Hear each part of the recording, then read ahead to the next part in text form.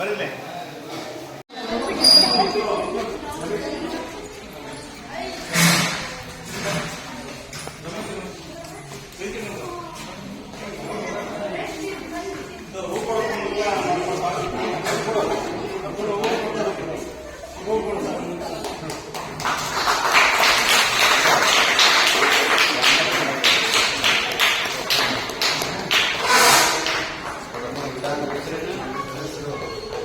ಇದನ್ನೆಲ್ಲ ಆಶ್ರಯ ಕೊಟ್ಟವರು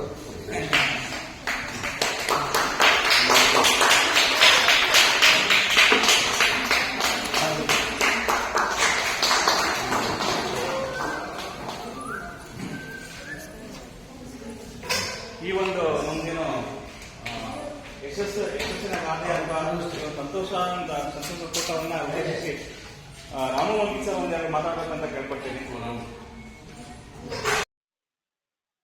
ನಮ್ಮ ಕಲಾ ಬಳಗದ ಅಧ್ಯಕ್ಷರಾಗಿರ್ತಕ್ಕಂಥ ಶ್ರೀಯುತ ರಮೇಶ್ ಕರಬಸಪ್ಪನವರು ನಮ್ಮ ನದಾಬ್ ಸರ್ ಈಗಾಗಲೇ ತಮಗೆ ಸಂದೇಶವನ್ನ ಕೊಟ್ಟು ತಮಗೆಲ್ಲ ಬರಲಿಕ್ಕೆ ಹೇಳಿದ್ದಾರೆ. ಈ ನಾವೆಲ್ಲರೂ ಸೇರ್ಲಿಕ್ಕೆ ಕಾರಣ ಒಂದು ಸ್ಥಳ ಅಂತಂದ್ರೆ ಅದು ನಮ್ಮ ಮೋಹನ್ ಲಿಂಬಿಕಾಯಿ ಸಾಹೇಬರು, ಈ ಶರ್ಮಾ ಈ ಟ್ರಸ್ಟಿನ ಅಧ್ಯಕ್ಷರು ಮತ್ತು ಕಲಾಭಿಮಾನಿಗಳು, ಸಾಹಿತ್ಯಿಕವಾಗಿ ಬಹಳಷ್ಟು ಪ್ರೋತ್ಸಾಹವನ್ನು ಕೊಡ್ತಕ್ಕಂಥವ್ರು. ಮಾಜಿ ವಿಧಾನ ಪರಿಷತ್ ಸದಸ್ಯರಾಗಿರ್ತಕ್ಕಂಥ ಸನ್ಮಾನ್ಯ ಶ್ರೀ ಮೋಹನ್ ಲಿಂಬಿಕಾಯಿ ಸಾಹೇಬರಿಗೆ ಮೊಟ್ಟ ಮೊದಲಿಗೆ ಎಲ್ಲ ನಮ್ಮ ಕಲಾ ಬಳಗದ ಪರವಾಗಿ ಅವರಿಗೆ ಅನಂತ ಅಭಿನಂದನೆಗಳನ್ನ ಹೇಳ್ತಾ ಇದ್ದೇವೆ.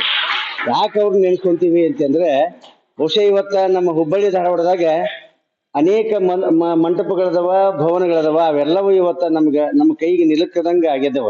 ಆದ್ರೆ ಇವತ್ತ ಧಾರವಾಡದಾಗ ಏನೆಲ್ಲ ಭವನಗಳದಾವ ಅಲ್ಲಿ ಅವ್ರು ಸುಲಭವಾಗಿ ಸಿಗ್ತಾವೆ. ಆದ್ರೆ ಹುಬ್ಬಳ್ಳಿ ಅಂತ ಈ ಮಹಾನಗರದೊಳಗೆ ಎಲ್ಲಾದ್ರೂ ಒಂದು ನಾಟಕ ಆಡಬೇಕು, ಪ್ರಾಕ್ಟೀಸ್ ಮಾಡಬೇಕು, ಏನಾರ ನಾವು ನಿಂತು ಒಂದಿಷ್ಟು ಕಲಾವಿದರು ನಮ್ಮ ಕಲೆಯನ್ನು ವ್ಯಕ್ತಪಡಿಸ್ಬೇಕಂದ್ರೆ ಎಲ್ಲೂ ಹಾಲುಗಳಿಲ್ಲ. ಅದಕ್ಕ ಆಶ್ರಯವನ್ನು ಕೊಟ್ಟಾರಲ್ಲ, ಅದಕ್ಕ ರಾಜ್ಯಾಶ್ರಯವನ್ನು ಕೊಟ್ಟದ್ದು ಯಾರಾದ್ರೂ ಇದ್ರೆ ಅದು ಶರ್ಮಾಜಿಯವರು, ಜೊತೆಗೆ ಮೋಹನ್ ಲಿಂಬಿಕಾಯಿ ಸಾಹೇಬರು ಅಂತ ಹೇಳಿದ್ರೆ ತಪ್ಪಾಗ್ಲಿಕ್ಕಿಲ್ಲ. ಅದಕ್ಕೆ ಅವರಿಗೆ ನಮ್ಮ ಕಲಾ ಬಳಗದ ಪರವಾಗಿ ಅವರಿಗೆ ಅನಂತ ಅಭಿನಂದನೆಗಳನ್ನ ಹೇಳ್ತಾ, ಬಂಧುಗಳೇ, ದೊಡ್ಡಾಟ ಇದು ನಮ್ಮ ಪರಂಪರೆಯಿಂದ ಬಂದಿರತಕ್ಕಂಥ ದೊಡ್ಡಾಟ, ಸಣ್ಣಾಟ, ಇವು ನಮ್ಮ ಮೂಲ ಜನಪದದಲ್ಲಿ ಬಂದಿರತಕ್ಕಂಥ ಆಟಗಳು. ಇಡೀ ಬೆಳೆ ತನಕ ಆಡ್ತಕ್ಕಂಥ ಆಟಗಳಿಗೆ ದೊಡ್ಡ ಆಟ ಅಂತ ಕರೀತಾರ. ಅದನ್ನ ಹೆಚ್ಚು ಹೊತ್ತು ನೋಡ್ಲಿಕ್ಕೆ ಕೆಲವು ಸಂದರ್ಭದಾಗ ಆಗ್ಲಿಲ್ಲ, ಅದನ್ನ ಇಲ್ಲೇ ಸಣ್ಣದಾಗಿ ಹೇಳವ ಅಂತಾರ. ಅವ್ರು ಬಿಡಿಸಿ ಹೇಳ ಅಂತ ಅನ್ನೋದು ಬೇರೆ, ಸಂಕ್ಷಿಪ್ತ ಆಗಿ ಹೇಳ ನಮ್ಮವನ ಅಂತೇಳಿ ಹೇಳೋದು ಬೇರೆ. ಹಂಗ ಸಂಕ್ಷಿಪ್ತ ಆಗಿ ಹೇಳುವಂತ ಒಂದು ಕಾಲ ಬಂತು. ಆ ಆಟಗಳಿಗೆ ಸಣ್ಣಾಟ ಅಂತ ಕರೆದ್ವಿ. ಇಡೀ ರಾತ್ರಿ ಆಡ್ತಕ್ಕಂಥ ಆಟಗಳಿಗೆ ಒಂದು ಸಂಜೆ 9 ಗಂಟೆಗೆ ಪ್ರಾರಂಭ ಆಗಿರ್ತಕ್ಕಂಥ ಆಟ ಬೆಳಿಗ್ಗೆ ಅಂಗಳ ಗೂಡಿಸಿ ಅಲ್ಲಿ ರಂಗೋಲಿ ಹೊಯ್ಯುವ ತನಕ ಮಂಗಳಾರತಿ ಹಾಕಿತ್ತು. ಅಂತ ಆಟಗಳಿಗೆ ದೊಡ್ಡ ಆಟ ಅಂತ ಕರಿತೀವಿ. ಅದರಲ್ಲಿ ರಾಮಾಯಣ, ಮಹಾಭಾರತ, ಇಡೀ ಜೀವನದ ಚಿತ್ರಗಳನ್ನ ಅಲ್ಲಿ ನಮ್ಮ ಹಿರಿಯರು ಆಡ್ತಿದ್ರು, ನಮಗೆ ತೋರಿಸ್ತಿದ್ರು. ಅಂತ ಆಟಗಳಿಗೆ ದೊಡ್ಡ ಆಟ ಅಂತ ಕರಿತೀವಿ. ಈ ದೊಡ್ಡಾಟಗಳು ಇವತ್ತು ಮುಗುತ್ತಿದ್ವು. ಅಂತ ದೊಡ್ಡಾಟಗಳನ್ನ ಇವತ್ತು ಜೀವಂತವಾಗಿ ಇಡ್ಲಿಕ್ಕೆ ನಮ್ಮ ರಮೇಶ್ ಕರಿಬಸಪ್ಪನವರು ತಮ್ಮ ಇಡೀ ಜೀವನವನ್ನ ಅದಕ್ಕೆ ಪಣಕ್ಕಿಟ್ಟು, ನಮ್ಮ ಸಣ್ಣ ಸಣ್ಣ ಮಕ್ಕಳು ನೋಡ್ರಿ ಇವತ್ತ ನಗರದೊಳಗೆ ಈ ದೊಡ್ಡಾಟವನ್ನು ಜೀವಂತಿಕೆ ಉಳಿಸ್ಕೊಂಡ್ರಂದ್ರ ಅವರು ಹಾಗೂ ಕಲಾ ಬಳಗ ತಂಡದವರಿಗೆ ನಾವು ಅಭಿನಂದನೆಗಳನ್ನು ಹೇಳ್ಬೇಕು. ಇದಕ್ಕೆ ಜಗವನ್ನು ಕೊಟ್ಟಿರ್ತಕ್ಕಂಥವರಿಗೆ ಮೊನ್ನೆ ಹೊಸ ಪ್ರಯೋಗ, ದೊಡ್ಡಾಟದಾಗ ಹೆಚ್ಚಾಗಿ ರಾಮಾಯಣ ಮಹಾಭಾರತಗಳನ್ನೇ ಆಡ್ತಿದ್ರು. ಆದ್ರೆ ಮೊನ್ನೆ ಬುದ್ಧನ ಒಂದು ಚರಿತ್ರೆಯನ್ನ, ಒಂದು ಹೊಸ ಮಾದರಿಯ ಚರಿತ್ರೆಯನ್ನ, ಅಂಗುಲಿಮಾಲ ಅಂತಕ್ಕಂಥ ಚರಿತ್ರೆಯನ್ನ ತಾವು ತಮ್ಮ ಮನಸ್ಸಿನೊಳಗ ಅರಗಿಸಿಕೊಂಡು ಅದನ್ನ ಅಧ್ಯಯನ ಮಾಡಿ ಅದನ್ನ ದೊಡ್ಡಾಟಕ್ಕೆ ಅದನ್ನ ಪ್ರಯೋಗ ಮಾಡಿ ಮೊನ್ನೆ ಕರ್ನಾಟಕ ಜಾನಪದ ವಿಶ್ವವಿದ್ಯಾಲಯ ಗೊಟಗೋಡಿಯಲ್ಲಿ ಆ ಒಂದು ಘಟಕೋತ್ಸವದಲ್ಲಿ ಆಡಿ ಎಲ್ಲರ ಮನವನ್ನ ಗೆದ್ದು ಬಂದಿದ್ದಾರೆ. ಈಗ ನಮ್ಮ ಕಡೆಗೆ ಮಾಡ್ರಿ, ನಿಮ್ಮ ಕಡೆಗೆ ಮಾಡ್ರಿ ಅಂತೇಳಿ ಎಲ್ಲರ ಬೇಡಿಕೆ ಬಂದಿದೆ. ಆ ನಿಮಿತ್ತವಾಗಿ ಅವರಿಗೆ ನಾವು ಜೋರಾದ ಚಪ್ಪಾಳೆಯನ್ನು ಹಾಕುವ ಮೂಲಕ ರಮೇಶ್ ಕರಬಸಪ್ಪನವರು ಹಾಗೂ ತಂಡದವರಿದ್ದಾರೆ, ಅವರಿಗೆ ಹೇಳ್ತೀನಿ. ಈಗ ಮೊನ್ನೆ ಮತ್ತೆ 27ಕ್ಕೆ ನಮ್ಮ ರಂಗಾಯಣದವರು ಅಂಗುಲಿಮಾಲ ನಾಟಕವನ್ನ ಆಡ್ಲಿಕ್ಕೆ ಅಲ್ಲಿ ಅವಕಾಶ ಮಾಡಿಕೊಟ್ಟಿದ್ದಾರೆ. ಅಂದ್ರೆ ನಾವು ಹೊಸತನವನ್ನ ಮೈಗೂಡಿಸಿಕೊಂಡು ಇವತ್ತಿನ ಸಂದರ್ಭಕ್ಕೆ ನಾವು ಏನ್ ಬೇಕು ಅದನ್ನ ನಮ್ಮ ಜನತೆಗೆ ನಾವು ಕೊಟ್ರೆ ಜನ ಸ್ವೀಕಾರ ಮಾಡ್ತಾರೆ ಅನ್ನೋದನ್ನ ನಾವು ಮನಗಂಡು ನಾವೆಲ್ಲರೂ ಇವತ್ತು ಅದನ್ನ ಬದಲಾವಣೆ ಮಾಡಿಕೊಂಡು ಜನಪದವನ್ನು ಉಳಿಸ್ಲಿಕ್ಕೆ ಬೆಳೆಸಲಿಕ್ಕೆ ಮುಂದಾಗೋಣ ಅನ್ನುವಂಥ ಮಾತನ್ನ ಸಂದರ್ಭದಲ್ಲಿ ಹೇಳ್ತಾ, ಈಗ ನಮ್ಮ ರಮೇಶ್ ಕರಬಸಪ್ಪನವರು ಮೊನ್ನೆ ಖುಷಿಯಿಂದ ಏನು ದೊಡ್ಡಾಟ ಆಡಿದ್ದಕ್ಕೆ ಎಲ್ಲರೂ ಗಂಟು ಹತ್ತಿದ್ದಾರೆ. ಆ ಬೆನ್ನ ತಟ್ಟಿದ ಒಂದು ಖುಷಿಯೊಳಗೆ ನಾವೆಲ್ಲರೂ ಸೇರ್ಕೊಂಡು ನಮ್ಮ ಮಕ್ಕಳ ತಾಯಂದಿರು, ಪೋಷಕರು, ಇವತ್ತ ಪಾಲಕರು ನೀವು ನಿಮ್ಮ ಮಕ್ಕಳನ್ನು ಕಳಿಸಿಕೊಟ್ಟಿದ್ದಕ್ಕಾಗಿ ನಾಟಕ ಯಶಸ್ವಿ ಆತ. ಅಯ್ಯ ಹೋಗ್ಲಿ ಬಿಡ ಯವ್ವ, ನನ್ನ ಮಗಳ ರ್ಯಾಂಕ್ ಬರಲಿಕ್ಕೆ ಸುಮ್ಮನೆ ಹೋಗಿ ದೊಡ್ಡಾಟ ಆಡಿ ಏನ್ ಮಾಡ್ತೈತಿ ಅಂತೇಳಿ ಅಂದ್ ನೀವೇನು ಬಿಟ್ಟಿದ್ರಿ ಅಂದ್ರೆ ನಿಮ್ಮ ಮಕ್ಳು ಇವತ್ತ ಅವರು ಅಷ್ಟು ಪ್ರತಿಭಾವಂತರಾಕಿದ್ದಿಲ್ಲ, ಇವತ್ತ ದೊಡ್ಡಾಟದೊಳಗೆ ಕುಣಿತವನ್ನು ಕೊಡ್ಲಿಕ್ಕೆ ಹಾಕಿದ್ದಿಲ್ಲ. ಅದಕ್ಕೆ ನಿಮ್ದು ಒಂದು ಪಾತ್ರ ಇದೆ. ಅದಕ್ಕೆ ನಿಮ್ಮ ಪಾಲಕರಿಗೆ ಮತ್ತು ನಿಮ್ಗೆಲ್ಲರಿಗೂ ಈ ಭಾಗವಹಿಸಿರ್ತಕ್ಕಂಥ ನಿಮ್ಮೆಲ್ಲರಿಗೂ ಅನಂತ ಧನ್ಯವಾದಗಳನ್ನು ಹೇಳ್ತಾ, ಈ ದೊಡ್ಡಾಟವನ್ನ, ಜನಪದ ಸಂಸ್ಕೃತಿಯನ್ನ, ಜನಪದ ಸಂಪ್ರದಾಯವನ್ನ ಉಳಿಸ್ಕೊಂಡು ಬೆಳೆಸ್ಕೊಂಡು ಮುಂದಿನ ಜನಾಂಗಕ್ಕೆ ಕೊಂಡೊಯ್ಯೋಣ ಅನ್ನುವಂಥ ಮಾತನ್ನು ಹೇಳ್ತಾ, ಇವತ್ತ ಪ್ರೀತಿಯಿಂದ ನಮ್ಮ ರಮೇಶ್ ಕರಬಸಪ್ಪನವರು ನಮ್ಮ ಜನಪದ ಕಲಾಪದವರು ಕರೆದು ಇವತ್ತ ಎಲ್ಲರನ್ನು ಕೂಡುವಂತ ಕೆಲಸ ಮಾಡಿದ್ದಕ್ಕಾಗಿ ಅವರಿಗೆ ಮತ್ತೊಮ್ಮೆ ಜನಪದ ಲೋಕದ ಪರವಾಗಿ ತಮಗೆಲ್ಲರಿಗೂ ಶರಣಾರ್ಥಿ ಅಂತ ಹೇಳ್ತಾ ನನ್ನ ಎರಡು ಮಾತನ್ನು ಮುಗಿಸ್ತಾ ಇದ್ದೇನೆ.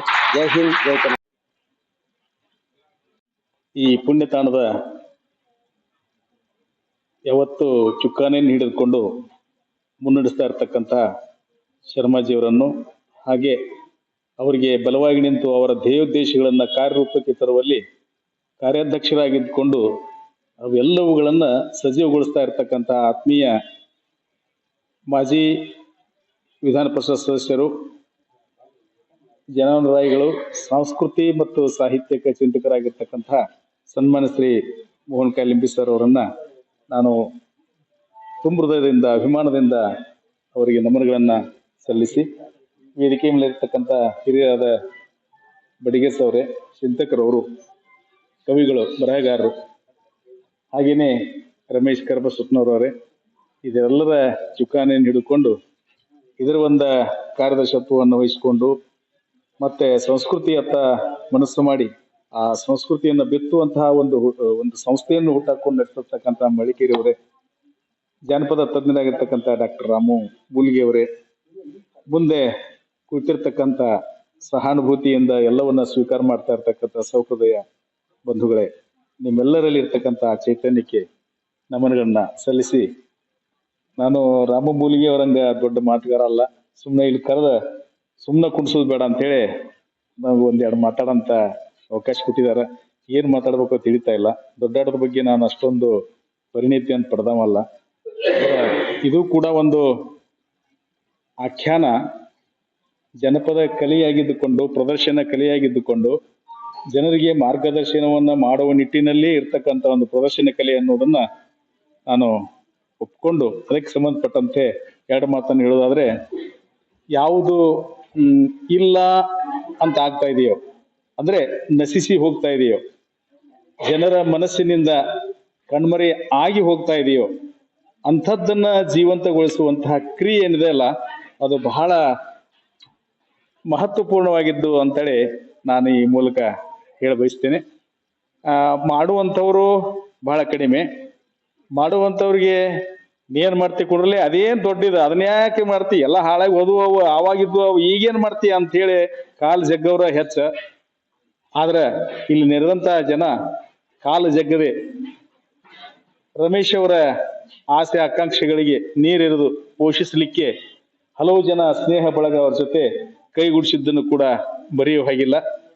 ಜೊತೆಗೆ ಇವತ್ತಿನ ಪ್ರಚಲಿತ ಯುಗದೊಳಗೆ ನಮ್ಮ ಮಕ್ಕಳು ಡಾಕ್ಟರು, ಇಂಜಿನಿಯರು ಏನೇನೋ ಆಗ್ಬೇಕಂತೇಳಿ ತಿಳ್ಕೊಂಡು ಆ ಮುಖದತ್ತ ಓಡುವ ಪಾಲಕರೇ ಬಹಳಿದ್ದಾಗ, ಈ ಸಂಸ್ಕೃತಿ ಸಂಪ್ರದಾಯಗಳತ್ತ ಮುಖ ಮಾಡಿ ಇದಕ್ಕೆ ಮಕ್ಕಳನ್ನ ಕಳಿಸಿ, ಮಕ್ಕಳನ್ನ ಸಾಂಸ್ಕೃತಿಕ ಮನಸ್ಸುಳ್ಳವರನ್ನಾಗಿ ತಯಾರು ಮಾಡುವ ಒಂದು ಕೇಂದ್ರಕ್ಕೆ ಕಳಿಸಿದಂತ ಪಾಲಕರ ಒಂದೇನು ವಿಚಾರ ಇದೆಯಲ್ಲ, ಅದಕ್ಕೆ ಎಷ್ಟು ಕೃತಜ್ಞತೆಯನ್ನ ಹೇಳಿದ್ರು ಕೂಡ ಕಡಿಮೆ.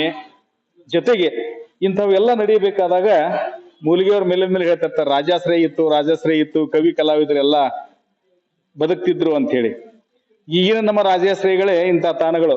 ನಮ್ಮ ಲಿಂಬಿಕಾಯಿ ಸರ್ ಅವರು, ನಾನು ಈ ಶಿಬಿರ ಲಾಸ್ಟ್ ಏನ್ ಶಿಬಿರ ನಡೀತು, ಆ ಶಿಬಿರದ ಉದ್ಘಾಟನೆಯ ಸಮಯದಲ್ಲಿಯೂ ಬಂದಿದ್ದೆ. ಅವರು ಬಹಳ ಮುಕ್ತ ಮನಸ್ಸಿನಿಂದ ಅವಾಗ ಮಾತಾಡಿದ್ರು ಅಲ್ಲಿ ಹಾಲ್ನೊಳಗೆ. ಇಂಥದ್ದು ಒಂದು ತಿಂಗಳ ಪರ್ಯಂತ ನಡೆಯುವ ಶಿಬಿರಕ್ಕೆ ಉಚಿತವಾಗಿ ಅದನ್ನ ಶಿಬಿರವನ್ನ, ಜಾಗವನ್ನ ಕೊಟ್ಟು ಅವ್ರು ಮಾಡಿಕೊಟ್ಟದ್ದು ನಿಜವಾಗ್ಲೂ ಮರೆಯಲಾರದಂತದ್ದು. ಕಲೆ ಇವತ್ತು ಉಳಿಬೇಕಾಗಿತ್ತು, ಸಾಹಿತ್ಯ, ಸಂಸ್ಕೃತಿ, ಸಂಗೀತ ಬೆಳಗಬೇಕಾಗಿತ್ತು ಅಂತಂದ್ರೆ ಇಂಥ ಒಬ್ಬ ವಿಶಾಲ ಮನಸ್ಸಿನ ಜನ ನಮಗ್ ಬೇಕಾಗ್ತಾರೆ. ಅವರೇ ಇಂತಹ ಸಂದರ್ಭದಲ್ಲಿ ನಮಗೆ ರಾಜಾಶ್ರಯ ಅಂತೇಳಿ ಮೂಲಿಗೆಯವ್ರು ಹೇಳ್ತಿರ್ತಾರೆ. ಆ ಮಾತು ಅತ್ಯಂತ ಸತ್ಯ ಅನ್ನೋದನ್ನ ನಾನು ಹೇಳ್ತಾ, ಮನುಷ್ಯನಲ್ಲಿ ಅಂತರ್ಗತವಾಗಿ ಅಡಗಿರ್ತಕ್ಕಂತಹ ಅಭಿವ್ಯಕ್ತಿಯನ್ನ ಅದನ್ನ ಹೊರಗೆ ತರುವಂತಹ ಅಭಿವ್ಯಕ್ತಗೊಳಿಸುವಂತಹ ಕಲೆಗಾರಿಕೆ ಈ ಪ್ರದರ್ಶನ ಕಲೆಗಳು. ಜೊತೆಗೆ ಸಂಗೀತ, ಸಾಹಿತ್ಯ, ಸಂಸ್ಕೃತಿಯನ್ನು ಬೀರುವಂತ ಹಲವಾರು ಪ್ರಯೋಗಗಳು. ಆ ನಿಟ್ಟಿನಲ್ಲಿ ದೊಡ್ಡಾಟ ಜನರ ಮಾನಸದಿಂದ ದೂರ ಸರಿದು ಹೊಂಟಂತ ಸಂದರ್ಭದೊಳಗೆ ಜನಪದ ಕಲಾ ಬಳಗ ನಿಜವಾಗ್ಲೂ ಈಗ 4 ವರ್ಷಗಳಿಂದ ಅಭೂತಪೂರ್ವವಾಗಿರ್ತಕ್ಕಂತಹ ಕಾರ್ಯಕ್ರಮವನ್ನ ಹಮ್ಮಿಕೊಂಡು ಬಂದದ್ದು ನಾವೆಲ್ಲ ಹೆಮ್ಮೆ ಪಡುವಂತಹ ಸಂಗತಿ. ಇಲ್ಲಿ ರಮೇಶ್ ಕರಬಸಪ್ಪನವ್ರು ಇರ್ಬೋದು, ನಮ್ಮ ವೀರಭದ್ರೆ ಹಿರೇಮಠ ಅವರು ಇರ್ಬೋದು, ಅವರ ಜೊತೆ ಇರತಕ್ಕಂತಹ ತಂಡ ಇರ್ಬೋದು, ಅವೆಲ್ಲಕ್ಕಿಂತಲೂ ಹೆಚ್ಚಾಗಿ ಇದಕ್ಕ ನಾವು ಹೊಂದ್ಕೊಂಡು ನಮ್ಮ ಮಕ್ಕಳನ್ನ ಕಳ್ಸೋದಾಗ್ಲಿ, ನಾವು ಬಂದು ನಿಲ್ಲೋದಾಗ್ಲಿ ಮಾಡ್ತೀವಲ್ಲ, ನಮ್ಮ ಒಂದು ಕೆಲಸನೂ ಇದ್ರೊಳಗೆ ಬಹಳ ಮುಖ್ಯವಾಗಿದೆ ಅನ್ನೋದನ್ನ ನಾನಿಲ್ಲಿ ಹೇಳಿಕ್ಕೆ ಇಚ್ಛೆ ಪಡ್ತೇನೆ.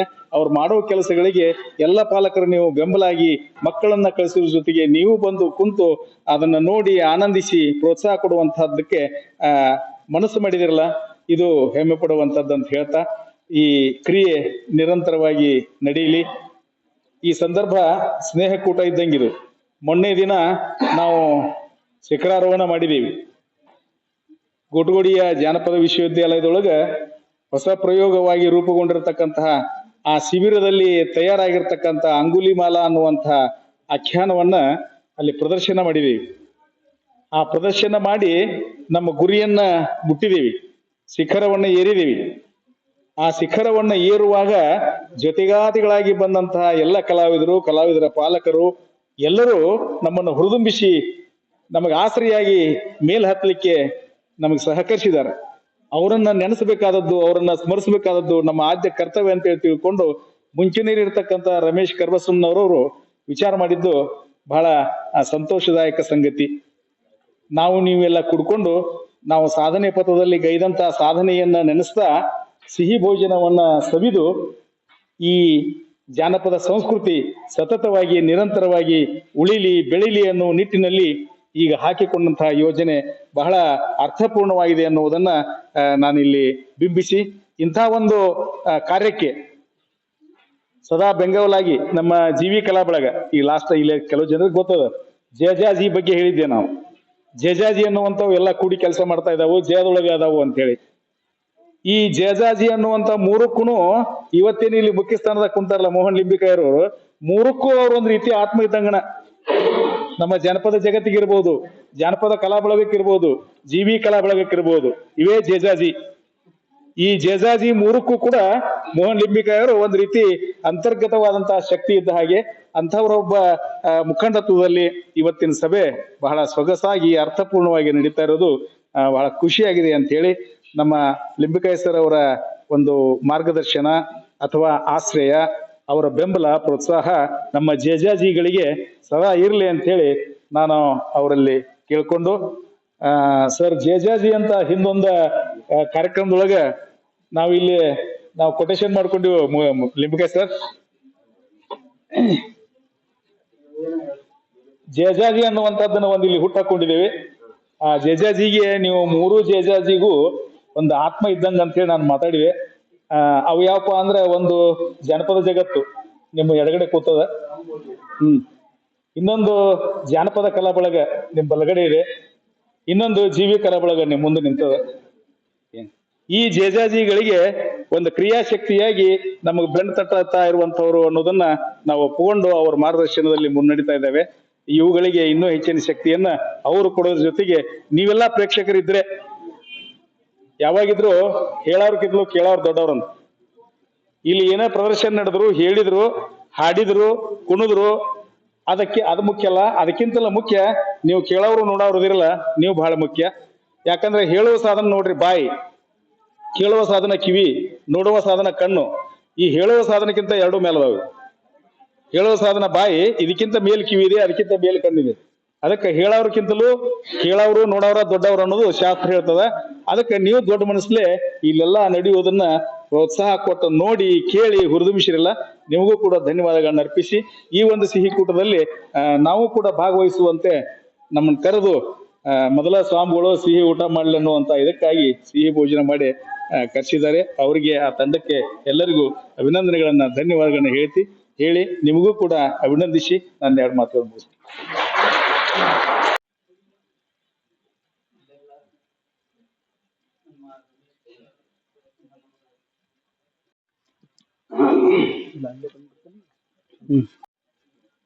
ಈ ಕಲೆ ಅನ್ನೋದು ಎಲ್ಲರಿಗೂ ಒಲಿಯೋದಂಥದ್ದಲ್ಲ. ಅಲ್ಲೆಲ್ಲೇ ಕಲಾಕಾರರು ಹುಟ್ಟುತ್ತಾರೆ. ಅದರಲ್ಲಿ ಈ ಕರಬಸಮ್ಮನವರ ರಮೇಶ್ ಅವರ ತಂದೆಯವರು ಆ ಕಲೆಯನ್ನ ಹತ್ತಿಮತ್ತೂರಿನಾಗ ಹುಟ್ಟಿ ಹಾಕಿದ್ರು.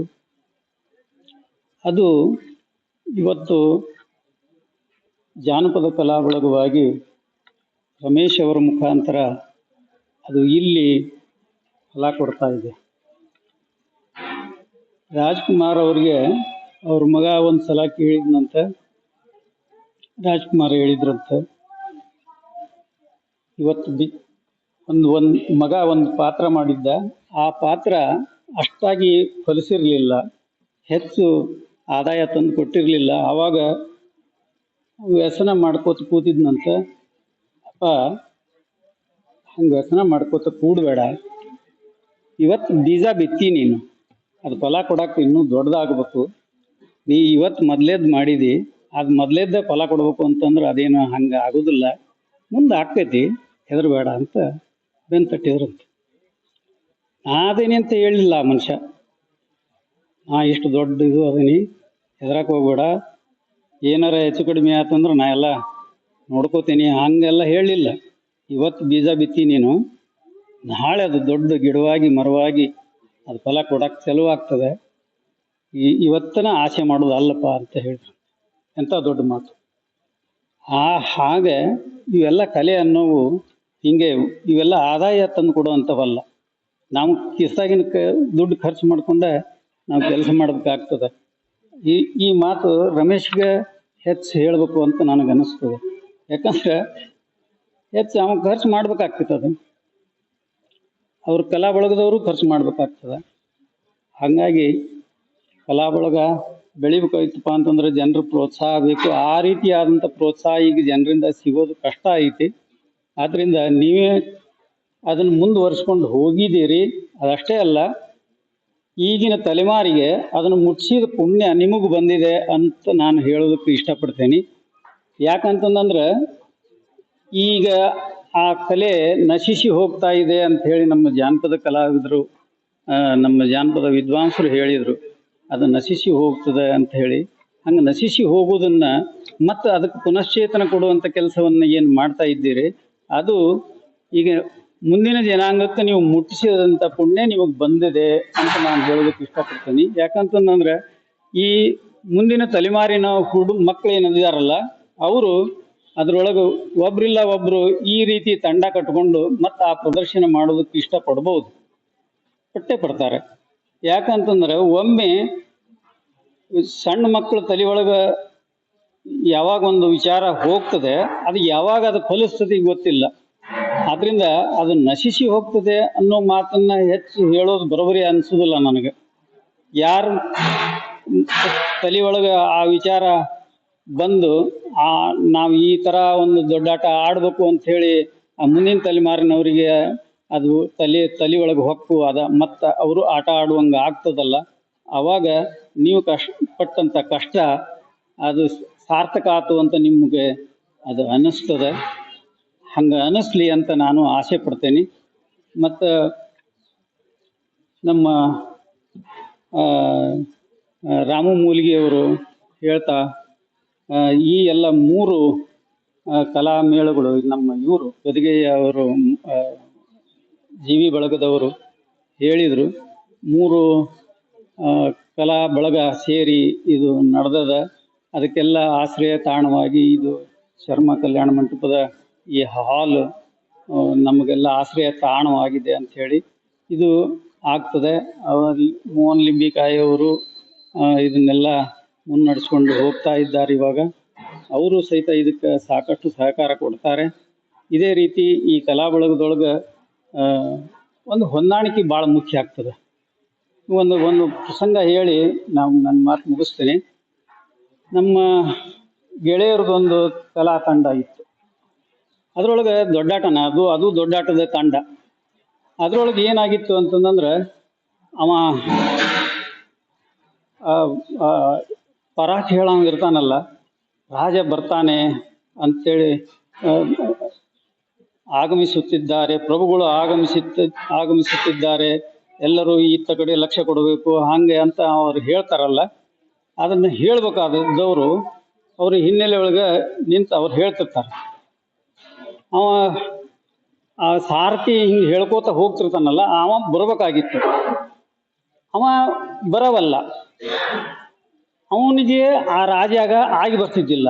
ಅದಕ್ಕೆ ಅಂದ ನಾ ಹೇಳ್ದ ಇವ ಹೆಂಗೆ ಬರ್ತಾನ ನೋಡೋಣ ಅಂತ ಅವ ನಿಂತು ಕೂಡಲೇ ಇವರೆಲ್ಲರೂ ಕಸಿಬಿಸಿ ಮಾತಾಡಕತ್ರು. ಹೋಗು ಮರಾಯ ಅಂತ ಹೇಳಿ ಅವ ಅನ್ನಕತ್ತಾನ, ನೀ ಕರಿಯೋ ಅಂತ ಇವಂಗೆ ಬೈಯಾಕತ್ತಾರ.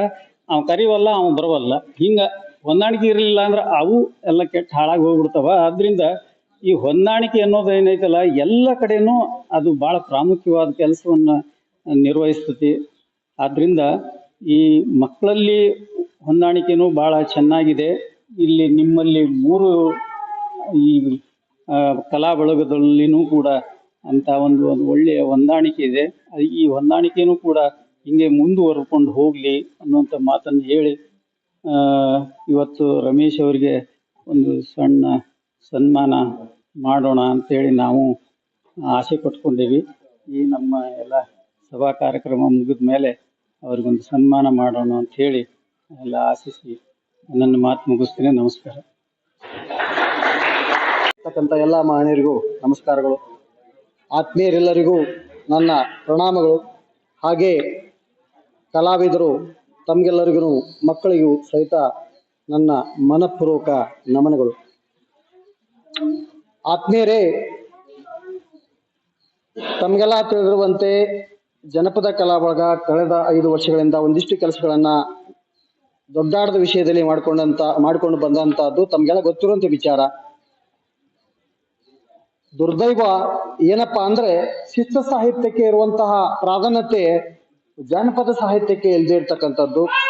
ಇದನ್ನ ಪ್ರತಿ ಸಾರಿ ಮಾತಾಡುವಾಗ ನಾವು ಹೇಳ್ತಾ ಇರ್ತೀವಿ, ಶಿಷ್ಟ ಸಾಹಿತ್ಯ ಚೆನ್ನಾಗಿ ಬೆಳೆತು, ಜನಪದ ಸಾಹಿತ್ಯ ಏನು ಮಾಡಕ್ ಆಗ್ಲಿಲ್ಲ ಅಂತ.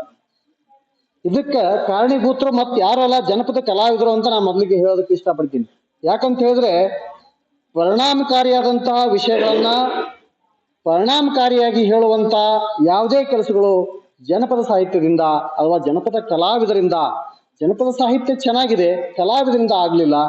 ಅದನ್ನ ಇರುವ ಜನಪದ ಅಂದ್ರೆ ಒಂದು ದೊಡ್ಡ ಸಾಗರ. ಆ ಸಾಗರವನ್ನ ಚೆನ್ನಾಗಿ ಪ್ರಸ್ತುತಪಡಿಸುವಂತ ಕೆಲಸಗಳು ಜನಪದ ಕಲಾವಿದರಿಂದ ಆಗ್ಲಿಲ್ವೇನೋ ಅನ್ನೋ ಉದ್ದೇಶ. ಹೇಗೆ ಒಂದು ಭರತನಾಟ್ಯ ಜಗತ್ ಪ್ರಸಿದ್ಧವಾಯಿತು, ಅದೇ ಒಂದು ಯಕ್ಷಗಾನ ಜನಪದ ಸಾಹಿತ್ಯ ಹಿನ್ನೆಲೆ ಇರ್ತಕ್ಕಂಥ ಯಕ್ಷಗಾನ ಜಗತ್ ಪ್ರಸಿದ್ಧವಾಯಿತು. ನಮ್ಮ ದೊಡ್ಡಾಟ ಸಂಪೂರ್ಣ ನೆಲ ಕಚ್ಚಿದೆ ಅಂತಾನೆ ಹೇಳ್ಬೋದು.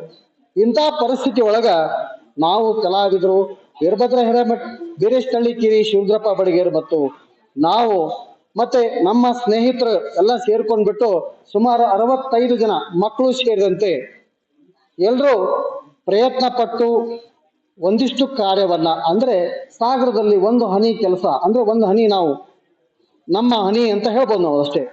ಅಷ್ಟೊಂದು ದೊಡ್ಡ ವಿಶಾಲವಾದಂತ ಜನಪದ ಕ್ಷೇತ್ರದಲ್ಲಿ ಕೆಲಸ ಮಾಡೋದಕ್ಕೆ ನಮಗೆ ಅವಕಾಶ ಸಿಕ್ಕಿದೆ. ಈ ಒಂದು ಅವಕಾಶ ಕೊಡೆಮಾಡದಂತ ಎಲ್ಲರಿಗೂ ನಾನು ಮೊದಲು ನನ್ನ ತಂದೆಗೆ ಪ್ರಣಾಮ ಹೇಳೋದಕ್ಕೆ ಇಚ್ಛಪಡ್ತೀನಿ, ಧನ್ಯವಾದಗಳು ಹೇಳೋದಕ್ಕೆ ಇಚ್ಛಪಡ್ತೀನಿ. ಪ್ರಮುಖವಾಗಿ ಇಲ್ಲಿ ನಾವು ಹಲವಾರು ದೊಡ್ಡಾಟದ ಕೆಲಸಗಳನ್ನ ಮಾಡಿದೀವಿ. ಅಂದ್ರೆ ಕರ್ಣಪರ್ವ 7 ಪ್ರದರ್ಶನಗಳು, ನಾನೇ ಬರೆದಂತ ಶ್ರೀರಾಮಚಂದ್ರ 3 ಪ್ರದರ್ಶನಗಳು, ಹಾಗೆ ಮೂಲ ಹಳೆಯ ಕಥೆ ಆಧಾರಿತ ದ್ರೋಣ ಪರ್ವದಲ್ಲಿರ್ತಕ್ಕಂಥ 1.5 ಶತಮಾನದ ಹಿಂದಿನ ಕಥೆ ಆಧಾರಿತ ಚಕ್ರವ್ಯೂಹ 2 ಪ್ರದರ್ಶನ. ಇದೀಗ ಹೊಸತನ ಮತ್ತು ಒಳ್ಳೆ ಉದ್ದೇಶ ಇಟ್ಕೊಂಡು ಅಂಗುಲಿಮಾಲ ಅನ್ನುವ ಕಥೆಯನ್ನ ನಾನು ಬರೆದು ನಿರ್ದೇಶನ ಮಾಡಿದಂತಹದ್ದು ಜಾನಪದ ವಿಶ್ವವಿದ್ಯಾಲಯದಲ್ಲಿ ಒಂದು ಪ್ರದರ್ಶನವನ್ನ ಕಂಡಿರುವಂತದ್ದು ತಮಗೆ ಗೊತ್ತಿದೆ. ಅದನ್ನ ಒಳ್ಳೆಯ ಪ್ರದರ್ಶನವನ್ನ ಮನಗಂಡಂತಹ ನಮ್ಮ ರಂಗಾಯಣ ಸಹಿತ ಅವರು ಇದೀಗ ತಾನೇ 2 ತಾಸಿನಿಂದ ಕರೆ ಮಾಡಿ ಬರುವ 29ನೇ ತಾರೀಕು ರವಿವಾರ ಸಾಯಂಕಾಲ 6 ಗಂಟೆಗೆ ರಂಗಾಯಣದಲ್ಲಿ ಅದನ್ನು ಪ್ರದರ್ಶನ ಮಾಡೋದಕ್ಕೆ ಒಂದು ನಾಟಕವನ್ನ ರದ್ದುಪಡಿಸಿ ಆ ವೇದಿಕೆಯಲ್ಲಿ ದೊಡ್ಡಾಟವನ್ನ ಪ್ರದರ್ಶನ ಮಾಡೋದಕ್ಕೆ ಅವಕಾಶ ಮಾಡಿಕೊಟ್ಟಿದ್ದಾರೆ. ಇದು ಜನಪದ ಕಲಾವಿದರ ಹೆಚ್ಚುಗಾರಿಕೆ ಅಂತ ಹೇಳೋದಕ್ಕೆ ಇಷ್ಟಪಡ್ತೀವಿ. ಈ ನಿಟ್ಟಿನಲ್ಲಿ ಕಾರ್ಯ ಮಾಡೋದಕ್ಕೆ, ಕೆಲಸ ಮಾಡೋದಕ್ಕೆ ಅವಕಾಶ ನೀಡಿದಂತಹ ಎಲ್ಲಾ ಮಹನೀಯರಿಗೂ, ಮುಖ್ಯವಾಗಿ ಈ ವೇದಿಕೆಗೆ ಶರ್ಮಾ ಅಜ್ಜನವರಿಗೆ ಮತ್ತು ಶ್ರೀ ಮೋಹನ್ ಲಿಂಬಿಕಾಯ್ ಸರ್ ಅವರಿಗೆ ತುಂಬಾ ಧನ್ಯವಾದಗಳನ್ನ ನನ್ನ ಜನಪದ ವಿಶ್ವವಿದ್ಯಾಲಯದ ಪರವಾಗಿ ನಾನು ಹೇಳೋದಕ್ಕೆ ಇಷ್ಟಪಡ್ತೀನಿ. ಪ್ರಮುಖ ವಿಷಯ ಏನಪ್ಪಾ ಅಂತಂದ್ರೆ, ಇಂದು ಕರ್ನಾಟಕದಲ್ಲಿ ಪರಿಪೂರ್ಣ ರೀತಿಯಲ್ಲಿ ದೊಡ್ಡಾಟ ಪ್ರದರ್ಶನ ಮಾಡುವಂತಹ ಒಂದೇ ಒಂದು ವೇದಿಕೆ ಅಥವಾ ಸಂಘ ಸಂಸ್ಥೆಗಳು ಕರ್ನಾಟಕದಲ್ಲಿ ಇಲ್ಲ. ಇವತ್ತು ಇರುವಂತಹದ್ದು ಒಂದೇ ಒಂದು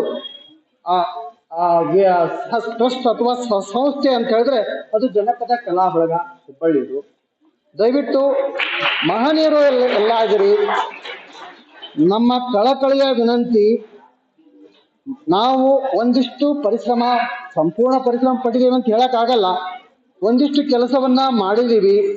ಆ ಮಾಡಿದಂತಹ ಏನು ತಯಾರಿ ಏನಿದೆ, ಶ್ರೀರಾಮಚಂದ್ರ ಇರ್ಬೋದು, ಮಕ್ಕಳ ಚಕ್ರವ್ಯೂಹ ದೊಡ್ಡಾಟ ಇರ್ಬೋದು, ಅಂಗುಲಿಮಾಲ ಅನ್ನೋ ಒಂದು ಉತ್ತಮ ಸಂದೇಶ, ಸಮಾಜಕ್ಕೆ ಉತ್ತಮ ಸಂದೇಶ ಕೊಡುವಂತಹ ವಿಷಯ ಇರ್ಬೋದು, ಅವುಗಳನ್ನ ಆಗಾಗ ಇಲ್ಲಿ ಶಿಕ್ಷಣ ಇಲಾಖೆ ಇರ್ಬೋದು, ಸಾಮಾಜಿಕ ಒಂದು ಸಂಘಟನೆಗಳಿರ್ಬೋದು, ಅಥವಾ ಬೇರೆ ಬೇರೆ ಸರ್ಕಾರಿ ಇಲಾಖೆಗಳಿರ್ಬೋದು, ಬೇರೆ ಬೇರೆ ವೇದಿಕೆಯಲ್ಲಿ ಪ್ರದರ್ಶನ ಮಾಡೋದಕ್ಕೆ ತಾವೆಲ್ಲ ಅವಕಾಶ ಒದಗಿಸಿಕೊಡಬೇಕು.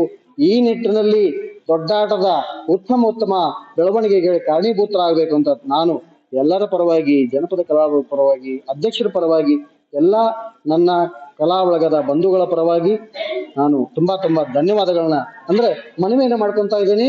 ಜೊತೆಗೆ ಈ ಒಂದು ಸಾಧನೆಗೆ ಕಾರಣೀಭೂತರಾಗಿ ನಾನು ಕಾರಣ ಆಗೋದಕ್ಕೆ ಮತ್ತು ನನ್ನ ಸ್ನೇಹಿತರು ಬೆಳೆಯೋದಕ್ಕೆ ನಮ್ಮ ಆ ಎಲ್ಲಾ ಕುಟುಂಬದ ಪರಿವಾರದವರು ಕಾರಣೀಭೂತರಾಗಿದ್ದಾರೆ.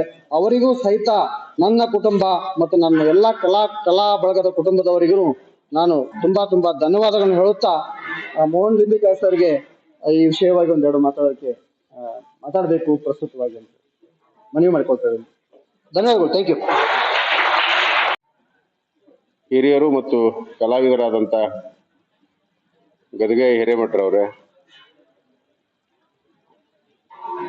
ಇನ್ನೊಬ್ಬ ಜಾನಪದ ಕವಿಗಳು ಮತ್ತು ಕಲಾವಿದರಾದಂಥ ರಾಮು ಮೂಲಿಗೆಯವರೇ, ನಾಟಕ ಕ್ಷೇತ್ರವನ್ನ ಉಳಿಸಿ ಬೆಳೆಸಿಕೊಂಡು ಬಂದಿರುವಂಥ ಬಡಗೇರವರೇ, ರಮೇಶ್ ದ್ವಯರೇ, ಕಲಾವಿದರೇ, ಪಾಲಕರೇ, ಆತ್ಮೀಯರೇ, ಕಲಾ ಪೋಷಕರೇ, ಬಹುತೇಕ ನನಗನ್ಸುತ್ತೆ ಎಲ್ಲರಿಗೂ ಹೊಟ್ಟೆ ಹಸಿವಾಗ್ಯಾವ ಅನಿಸ್ತದೆ. ಅದ್ರಾಗ ಇವ್ರು ಓಪನ್ ಆಗಿ ಇಟ್ಬಿಟ್ಟಾರಲ್ಲ, ರೊಟ್ಟಿ, ಬಾಜಿ, ಮಿರ್ಚಿ, ಅವು ವಾಸನೆ ಬರಾಕತ್ತೇವು. ಒಂದು ವೇದಿಕೆ ಮೇಲೆ ಗೊತ್ತಿರಲಿ, ಮುಂಜಾನೆ ಗೊತ್ತಿರಲಿ,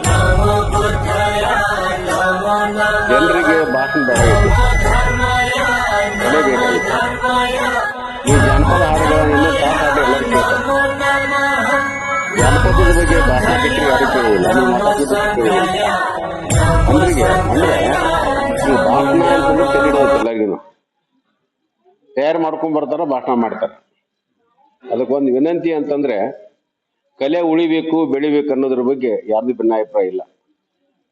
ಇಲ್ಲಿ ಕೆಲವು ಜನ ಪಾಲಕರು ನೋಡಿದ್ರೆ ಬಹಳ ಖುಷಿ ಅನ್ಸುತ್ತೆ. ಹುಬ್ಬಳ್ಳಿ ಒಳಗಿರುವಂತ ಪಾಲಕರು ಸಹಿತವಾಗಿ ತಮ್ಮ ಮಕ್ಕಳಿಗೆ ಪ್ರೋತ್ಸಾಹ ಕೊಟ್ಟು ದೊಡ್ಡಾಟ ಮಾಡೋದ್ರ ಕಳಿಸ್ತಾರ ಅಂತಂದ್ರೆ ಬಹಳ ಸಂತೋಷ.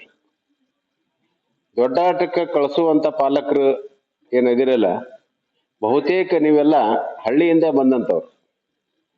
ನೀವೆಲ್ಲ ಸಣ್ಣವರಿದ್ದಾಗ, ನಾವೆಲ್ಲ ಸಣ್ಣವರಿದ್ದಾಗ ದೊಡ್ಡಾಟ, ಸಣ್ಣಾಟ, ನಾಟಕ ಇವನ್ನೆಲ್ಲ ನೋಡೀವಿ. ಆದ್ರೆ ನಮಗ ಅವ್ನು ಮಾಡೋಕ್ಕಾಗಿಲ್ಲ, ಮಾಡೋ ವಯಸ್ಸು ಮೀರೈತಿ. ಅದಕ್ಕೆ ಮಕ್ಕಳು ಮಾಡ್ತಾರಂತ ಪ್ರೋತ್ಸಾಹ ಕೊಡಬೇಕು ಅಂತಂದು ಮಕ್ಕಳನ್ನ ಕಳಿಸ್ತಾ ಇದ್ವಿ. ಆದ್ರೆ ಒಂದು ಈಗಾಗಲೇ ನಮ್ಮ ಆತ್ಮೀಯರಾದಂಥ ರಮೇಶ್ ಅವ್ರು ಹೇಳಿದ್ರು, ಜಾನಪದ ಕಲಾ ಇರ್ಬೋದು ಅಥವಾ ಈ ದೊಡ್ಡಾಟ ಇರ್ಬೋದು, ಇವುಗಳನ್ನ ಪ್ರೋತ್ಸಾಹಿಸುವಂಥವ್ರು, ಇವಕ್ಕೆ ರಕ್ಷಣೆ ಕೊಡುವಂಥವ್ರು, ಆರ್ಥಿಕ ಸಹಾಯ ಮಾಡುವಂಥವ್ರು ಯಾರೂ ಇಲ್ಲ. ಮತ್ತು ಇದನ್ನು ಮಾಡುವಂತ ಒಂದು ಸಂಘಟನೆ ಕೂಡ ಇಲ್ಲ ಅಂತ, ಅದು ಸತ್ಯ. ಏನಿಲ್ಲ ಅನ್ನೋದಕ್ಕಿಂತಲೂ ನಾವು ಎಷ್ಟು ಜನ ಇದ್ದೇವೆ ಇದ್ದವರು ಆ ಸಂಘಟನೆಯನ್ನ ಬೆಳೆಸೋನು ಉಳಿಸೋನು. ಈಗ ಅವ್ರು ಮಾಡಲಿಲ್ಲ ಅಂತ ತಿಳ್ಕೊಂಡು ಬೇರೆದವ್ರ ಕಡೆ ಕೈ ಮಾಡೋದಕ್ಕಿಂತಲೂ ನಾನು ಏನು ಮಾಡಬೇಕು, ಈ ಒಂದು ವ್ಯವಸ್ಥೆನ ಬದಲಾವಣೆ ಮಾಡೋದ್ರ ಸಲುವಾಗಿ, ಈ ಒಂದು ಕಲೆಯನ್ನ ಪ್ರೋತ್ಸಾಹ ಮಾಡೋದ್ರ ಸಲುವಾಗಿ, ಈ ಕಲೆಯನ್ನ ಬೆಳೆಸಿ ಉಳಿಸ್ಕೊಂಡು ಹೋಗೋದ್ರ ಸಲುವಾಗಿ ನಾನೇನ್ ಮಾಡ್ಬೇಕು ಅಂತ ನಾವು ಪ್ರಶ್ನೆ ಹಾಕೊಂಡು ನಮ್ಮ ಕಡೆಯಿಂದ ಏನ್ ಸಾಧ್ಯ ಐತೆ, ಆರ್ಥಿಕ ಆಗಿರ್ಬೋದು, ಸಾಮಾಜಿಕವಾಗಿರ್ಬೋದು, ಸಾಂಸ್ಕೃತಿಕವಾಗಿ ಸಹಾಯ ಮಾಡಿದ್ರೆ ಆ ಕಲೆ ಬೆಳಿತೈತಿ. ಅಂದ್ರೆ ಯಾವುದೇ ಒಂದು ವ್ಯವಸ್ಥೆ ಬದಲಾವಣೆ ಆಗ್ಬೇಕು ಅಂತಂದ್ರೆ ಅಥವಾ ಅಭಿವೃದ್ಧಿ ಆಗ್ಬೇಕು ಅಂತಂದ್ರೆ, ಒಂದು ಉನ್ನತ ಮಟ್ಟಕ್ಕೆ ಹೋಗ್ಬೇಕು ಅಂತಂತಂದ್ರೆ ಕೆಲವು ಜನರು ಅದಕ್ಕೆ ಕಾರಣೀಭೂತರಿರ್ತಾರೆ. ಈಗ ನಾವು ಮೇಲಿಂದ ಮೇಲೆ ಯಕ್ಷಗಾನದ ಬಗ್ಗೆ ಮಾತಾಡ್ತೀವಿ. ಯಕ್ಷಗಾನ ಅದಕ್ಕೆ ಜೀವ ತುಂಬಿದಂಥವ್ರು ಶಿವರಾಮ್ ಕಾರಂತರು. ಶಿವರಾಮ್ ಕಾರಂತರು ನಾವು ಸ್ನಾತಕೋತ್ತರ ಅಧ್ಯಯನ ಮಾಡುವಂತ ಸಂದರ್ಭದಲ್ಲಿ ಧಾರವಾಡಕ್ಕೆ ಬಂದಾಗ, ಧಾರವಾಡಕ್ಕೆ ಒಬ್ಬ ಸಾಹಿತಿ ಅಂತ ಅವ್ರನ್ನ ಗೆಸ್ಟ್ ಆಗಿ ಕರೆದಿದ್ರು. ಅವ್ರ 15 ನಿಮಿಷ ಮಾತಾಡಿದ್ರೆ 20 ನಿಮಿಷ ಯಕ್ಷಗಾನ ಸ್ವತಃ ಅವ್ರು ಮಾಡಿ ತೋರಿಸಿದ್ರು. ಅವಾಗ 85-86 ವರ್ಷದ ಹೋಗಿ ಅಂದ್ರ ಆ ಮನುಷ್ಯಾಗ ಯಕ್ಷಗಾನ ಅನ್ನೋದನ್ನ ಜನಸಾಮಾನ್ಯರಿಗೆ ಮುಟ್ಟಿಸ್ಬೇಕು ಮತ್ತು ದಿಲ್ಲಿ ಇದ್ದಂಥವ್ರು ಮುಟ್ಟಿಸ್ಬೇಕು ಅಂತಂದ್ರು. ಅವ್ರು ಇದ್ದಾಗನ ಗಣರಾಜ್ಯೋತ್ಸವ ಇದ್ದಾಗ ಮತ್ತು ಸ್ವಾತಂತ್ರ್ಯೋತ್ಸವ ಸಂದರ್ಭದಲ್ಲಿ ಯಕ್ಷಗಾನವನ್ನ ದಿಲ್ಲಿಯೊಳಗೆ ಪ್ರದರ್ಶನ ಆಗುವಂಗೆ ಮಾಡಿದ್ರು. ಅಷ್ಟೇ ಅಲ್ಲ, ನಾವು ಅಕ್ಕಾ ಸಮ್ಮೇಳನಕ್ಕೆ ಅಮೆರಿಕಕ್ಕೆ ಹೋದವು ಸಹಿತವಾಗಿ ಯಕ್ಷಗಾನವನ್ನು ಅಲ್ಲಿ ಮಾಡಿದ್ರು. ಅಲ್ಲಿ ಅಮೆರಿಕದಾಗ ಕೂಡ ನ್ಯೂಯಾರ್ಕ್ ಸಿಟಿ ಒಳಗೆ ಮಾಡಿದ್ರು. ಅಂದ್ರೆ ಒಬ್ಬ ವ್ಯಕ್ತಿ ಕಮಿಟ್ಮೆಂಟ್ ಇತ್ತು ಅಂತಂದ್ರೆ, ಬದ್ಧತೆ ಇತ್ತು ಅಂತಂದ್ರೆ ಏನ್ ಮಾಡಬಹುದು ಅಂತಂದಕ್ಕೆ ಇದು ಸಣ್ಣ ಉದಾಹರಣೆ. ಅದಕ್ಕೆ ನೀವು ಯಾರು ನಿರಾಶೆ ಆಗೋದು ಬೇಡ. ನೀವು 5 ಜನ 10 ಜನ ಇರೋದೇನು ಇಂಪಾರ್ಟೆಂಟ್ ಅಲ್ಲ, 8 ಜನ ಅದಾರ. ಅದಕ್ಕೆ ಸ್ವಾಮಿ ವಿವೇಕಾನಂದ ಹೇಳ್ತಾರೆ, to do the good work we don't require more than 5 people, but that 5 people should have a commitment, sincerity and dedication. If such 3 qualities are there that you can conquer the whole world ಅಂತಾರೆ. ಹಂಗ ಒಬ್ಬ ವ್ಯಕ್ತಿಗೆ ಬದ್ಧತೆ ಇತ್ತು ಅಂತ, ಪ್ರಾಮಾಣಿಕತೆ ಇತ್ತು ಅಂತಂದ್ರೆ, ನಿರಂತರವಾದ ಪ್ರಯತ್ನ ಇತ್ತು ಅಂತ ಏನೇನಾದ್ರೂ ಸಾಧನೆ ಮಾಡೋದಕ್ಕೆ ಸಾಕಷ್ಟು ಉದಾಹರಣೆಗಳು ನಿಮ್ಮ ಮುಂದೆ ಅದಾವ. ನಿಮಗೂ ಕೂಡ ಅದ್ರ ಬಗ್ಗೆ ಅನುಭವ ಇದೆ. ಈಗ ಅಂಗುಲಿಮಾಲನ ನೀವು ದೊಡ್ಡಾಟ ಮಾಡ್ತೀರಿ ಅಂತ ಯಾರು ಕನಸು ಮುನ್ಸನೆ ಕಂಡಿದ್ದಿಲ್ಲ. ನೀವೇ ಪ್ರಯತ್ನ ಮಾಡಿದ್ರಿ, ನೀವೇ ಬರದ್ರಿ, ನೀವೇ ಆಡಿಸಿದ್ರಿ, ಯಶಸ್ವಿ ಆಯ್ತು. ಸಾಕಷ್ಟು ಕಡೆ ಅದು ಅಂಗುಲಿಮಾಲನ್ ಮಾಡ್ಲಿಕ್ಕೆ ಜನ ಕರಿತಾ ಇದಾರಂತ. ಅದನ್ನ ನೋಡಿದ್ರೆ ಅನ್ಸತ್ತಿ ಜನರಲ್ಲಿ ಕೂಡ ಇನ್ನು ಬಯಕೆ ಐತಿ, ಇನ್ನು ಆಸೆ ಐತಿ, ನೋಡ್ಬೇಕು ಅನ್ನೋಂಥ ಇಚ್ಛೆ ಇದ್ದಂಥವ್ರು ಅದಾರ, ಕಲಾವಿದರು ಅದಾರ ಅಂತ ಗೊತ್ತಾಗುತ್ತೆ. ಆದ್ರೆ ಕಲಾಪೇಕ್ಷತೆ ಇದ್ದಂಥವ್ರಿಗೆ ಅವ್ರು ಏನ್ ಬೇಕು ಅಂತ ಅನ್ನೋದನ್ನ ತಿಳ್ಕೊಂಡು ಅವ್ರು ಬೇಕಾದದನ್ನು ಕೊಡುವಂಥದ್ದು ನಾವು ಮಾಡ್ಬೇಕು. ಅಥವಾ ಆ ರೀತಿಯಾದಂತ ಅವ್ರಿಗೆ ಒಂದು ಉತ್ಸುಕತೆ ಹುಟ್ಟುವಂತ ಒಂದು ವ್ಯವಸ್ಥೆಯನ್ನ ನಿರ್ಮಾಣ ಮಾಡ್ಬೇಕಾಗತ್ತೆ. ಆ ಒಂದು ಮಾಡ್ಲಿಕ್ಕೆ ಶಕ್ತಿ ಇರುವಂತವರೆಲ್ಲ ವೇದಿಕೆ ಮೇಲೆ ಇದೀರಿ. ಅದಕ್ಕೆ ನಾವೆಲ್ಲ ಪೋಷಕರಷ್ಟೇ. ನಾವೇನ್ ಮಾಡ್ಬೋದು, ಇಂಥ ಒಂದು ಹಾಲು ಕೊಡ್ಬೋದು, ಸ್ವಲ್ಪ ಬೇಕಂತ ದುಡ್ಡು ಕೊಡ್ಬೋದು, ಅಥವಾ ಮತ್ತೊಂದು 4 ಜನರ ಕಡೆ ದುಡ್ಡು ಕೊಡಿಸ್ಬೋದು. ಇಂಥವೆಲ್ಲ ಕೆಲಸ ಮಾಡ್ಬೋದು. ನಮ್ಮ ಕಡೆಯಿಂದ ಏನ್ ಸಾಧ್ಯ ಐತಿ ಪ್ರಾಮಾಣಿಕವಾಗಿ ನೇರದಿಂದ ಆ ಕೆಲಸವನ್ನು ಮಾಡ್ತೀವಿ ಅಂತ ಹೇಳ್ತಾ, ಮತ್ತು ಅದ್ಭುತವಾದ ಕೆಲಸವನ್ನು ಮಾಡ್ತಾ ಇದ್ದೀರಿ. ನೀವೆಲ್ಲರೂ ಕೂಡ ನೌಕರಿ ಮಾಡ್ತೀರಿ, ನಿಮ್ಮದೇ ಆದಂತ ಆರ್ಥಿಕವಾಗಿ ಸಬಲರಿದ್ದೀರಿ. ನೀವು ಮಾಡುವಂತ ಅವಶ್ಯಕತೆ ಏನೂ ಇಲ್ಲ ನಿಮ್ಗೆ. ಈಗ ನೀವೆಲ್ಲ ನೌಕರಿ ಮಾಡುವಂಥವ್ರು ಇಂಥವ್ರು. ಆದ್ರೆ ನಿಮ್ಮಲ್ಲೇ ಒಂದು ಇಚ್ಛಾಶಕ್ತಿ ಐತಿ. ನಾವು ಏನೇನಾದ್ರೂ ಮಾಡ್ಬೇಕು, ಈ ಸೊಸೈಟಿಗೆ ಏನಾದ್ರು ಕೊಡ್ಬೇಕು, ಈ ಕಲೆಗೆ ಏನಾದ್ರು ಕೊಡ್ಬೇಕು. ಜಾನಪದ ಸಾಹಿತಿ ನಮ್ಮ ರಾಮು ಮೂಲ್ಗಿ ಅವ್ರ ಬಗ್ಗೆ ಹೆಚ್ಚು ಹೇಳ್ಬೇಕಾಗಿಲ್ಲ. ನಾನು ಒಬ್ಬ ಕನ್ನಡ ಸಾಹಿತ್ಯ ಮಾಸ್ತರ್ ಆಗಿ MA ಮಾಡಿ PhD ಮಾಡಿ ಜಾನಪದ ವಿಶ್ವವಿದ್ಯಾಲಯದೊಳಗೆ ಪ್ರಾಧ್ಯಾಪಕ ಅಂತ ತಿಳ್ಕೊಂಡಂತ ಗೌರವ ಪ್ರಾಧ್ಯಾಪಕ ಅಂತ ಕೆಲಸ ಮಾಡಿ, ಅವನ ಆದಂತ ಅಲ್ಲೊಂದು ಹಮಾಲರ ಮಕ್ಕಳಿಗೆ ಎಲ್ಲೆಲ್ಲೆದ ದುಡ್ಡು ತೊಗೊಂಬಂದು ಅವಂಗ ಕೊಟ್ಟಿರುವಂತ ಪ್ರೈಸ್ ಕೊಟ್ಟಿರುವಂತ ಲಕ್ಷಗಳ ಹಣ ತಗೊಂಬಂದು ಹಮಾಲರ ಮಕ್ಕಳ ಸಲ ಒಂದು ಶಾಲಿ ಕಟ್ಟಿ, ಅವ್ರ ಸಲ ಒಂದು ಹಾಸ್ಟೆಲ್ ಕಟ್ಟಿ, ಯಾಕನ್ನೆಲ್ಲ ಮಾಡ್ಬೇಕು, ಏನ್ ಅವಶ್ಯಕತೆ ಇರಲಿಲ್ಲ. ಅವು ಇರುವಂತದ್ದು ಒಂದು 10% ಕಮಿಟ್ಮೆಂಟ್ ನಮಗಿದ್ರೆ ನಾವು ಬೇಕಾದ ಕೆಲಸವನ್ನು ಮಾಡ್ಬೋದು. ಅದೇ ರೀತಿಯ ನಮ್ಮ ಆ ಕಡೆ ಗದಿಗೆನವರು ಅದಾರ, ಅವರೇ ಸ್ವತಃ ಸಾಹಿತಿಗಳದಾರ, ಒಳ್ಳೆ ನಾಟಕಕಾರ ಅದಾರ. ರಕ್ತರಾತ್ರಿ ನಾಟಕ ಬಹಳ ಚೆನ್ನಾಗಿ ನಾಟಕ ಮಾಡ್ತಾರೆ. ಅದೇ ರೀತಿಯಾಗಿ ನಮ್ಮ ಅರುಣ್ ಬಡಿಗೇರವರು ಬಡಿಗೇರು ಸಹಿತವಾಗಿ ಬಹಳ ವರ್ಷಗಳಿಂದ ಅವರು ನಾಟಕ ನಿರ್ದೇಶನವನ್ನು ಮಾಡ್ತಾ ಇದ್ದಾರೆ. ಹಂಗ ವೇದಿಕೆಯಲ್ಲಿದ್ದಂಥವ್ರು ಒಂದೊಂದು ಕ್ಷೇತ್ರದೊಳಗೆ ಅದ್ಭುತವಾದ ಸಾಧನೆ ಮಾಡಿದಂಥವ್ರು ಅದಾರ. ಅದಕ್ಕೆ ಬೆಂಬಲವಾಗಿ ನಾವು ಕೂಡ ನಿಲ್ಲೋಣ ಅಂತ ಸಂದರ್ಭದಲ್ಲಿ ಹೇಳಿ ಇಂಥ ಕಾರ್ಯಕ್ರಮಗಳು ಮೇಲಿನ ಮೇಲೆ ಆಗ್ತಾ ಇರಬೇಕು. ಈಗ ನೋಡಿ, ರಮೇಶ್ ಅವರಿಗೆ ನಮ್ಮ ಹುಬ್ಬಳ್ಳಿ ಧಾರವಾಡ ಮುನ್ಸಿಪಲ್ ಕಾರ್ಪೊರೇಷನ್ ಅವರು ಒಂದು ಪ್ರತಿಭೆ ಇದ್ದದ್ದಕ್ಕೆ ಅವ್ರ ಪ್ರಶಸ್ತಿಯನ್ನು ಕೊಟ್ಟಿದ್ದಾರೆ. ಅವ್ರ 10,000 ಧೀಮಂತ ಪ್ರಶಸ್ತಿಯನ್ನು ಕೊಟ್ಟಿದ್ದಾರೆ. ಅವ್ರ 10,000 ಕೊಟ್ಟವರು, 5,000 ಕೊಟ್ಟಾರೆ. ಬಹಳ ಸಂತೋಷ. ಮತ್ತೆ ಅವ್ರಿಗೆ ವಾಲ್ಮೀಕಿ ಇದು ಏನದು ಸರ್ಕಾರದಿಂದ ಅವ್ರಿಗೆ ಪ್ರಶಸ್ತಿ ಬರುತ್ತೆ. ಆ ಪ್ರಶಸ್ತಿ ಬಂದದ್ದು ಏನು ದುಡ್ಡು ಬರುತ್ತಲ್ಲ ಅದರಿಂದ ಎಲ್ಲರೂ ತಮ್ಮ ಪ್ರಸಾದ ಕೊಡ್ಬೇಕು, ಎಲ್ಲರೂ ಊಟ ಮಾಡಿಸ್ಬೇಕು ಅಂದ್ರೇನು ಆ ಕಲೆಯನ್ನು ಉಳಿಸ್ಬೇಕು ಬೆಳೆಸ್ಬೇಕು ಅನ್ನೋದಕ್ಕೆ ಅದಕ್ಕೆಲ್ಲ ಸಹಕಾರಿಯಾಗಿ ಯಾರು ನಿಂತಾರಲ್ಲ ಅವ್ರು ಎಲ್ಲರೂ ಕರೆಸಿ ಊಟ ಕೊಡೋಣ ಅಂತ ತಿಳ್ಕೊಂಡು ಈ ಕಾರ್ಯಕ್ರಮ ಹಂಚ್ಕೊಂಡಿದ್ದಾರೆ. ಅದಕ್ಕೆ ವೇದಿಕೆ ಮೇಲಿದ್ದಂಥವ್ರು ಎಲ್ಲರಿಗೂ ಕೂಡ ಒಂದು ಕಲೆಯನ್ನು ಬೆಳೆಸ್ರಿ, ಉಳಿಸ್ರಿ ಮತ್ತು ಈ ಕಲೆಗೆ ವಿಶೇಷವಾದಂತ ಒಂದು ಸ್ಥಾನಮಾನ ಸಿಗುವಲ್ಲಿ ಮಾಡೋ ಪ್ರಯತ್ನವನ್ನು ತಾವೇನ್ ಮಾಡ್ತೀರಿ, ಆ ಪ್ರಯತ್ನ ಮಾಡುವಲ್ಲಿ ನಾನು ನಿಮ್ಮೊಂದಿಗೆ ಇರ್ತೀನಿ ಅಂತ ಈ ಸಂದರ್ಭದಲ್ಲಿ ಹೇಳಿ ಮುಂದೆ ಬರುವಂತ ದಿನದಲ್ಲಿ ತಾವೇ ನಿರಾಶೆ ಆಗ್ಬೇಕಾಗಿಲ್ಲ, ಖಂಡಿತ ನಿರಾಶೆ ಆಗ್ಬೇಕಾಗಿಲ್ಲ. ಅದು ಕೆಲವು ಜನ ಅದಾರ, ಅದೇನು ಹುಬ್ಬಳ್ಳಿ ಆಗಿರ್ಬೋದು, ಧಾರವಾಡ ಆಗಿರ್ಬೋದು, ಗದಗ ಆಗಿರ್ಬೋದು, ಎಲ್ಲೇ ಇರಲಿ, ಒಂದು somewhere there in the corner of the society ಅದಾರ, ಅವ್ರನ್ನ ಗುರುತಿಸಿ ಅವ್ರ ಸಹಾಯವನ್ನು ತಗೊಳ್ಳೋಣ ಮತ್ತು ಕಲೆಯನ್ನ ನಾವು ಉಳಿಸೋಣ ಸಂದರ್ಭದಲ್ಲಿ ಹೇಳಿ ತಮಗೆಲ್ಲ ಒಂದಿಷ್ಟು ಮಾತು ಮುಗಿಸ್ತೀನಿ. ಎಲ್ಲರೂ ನಮಸ್ಕಾರ.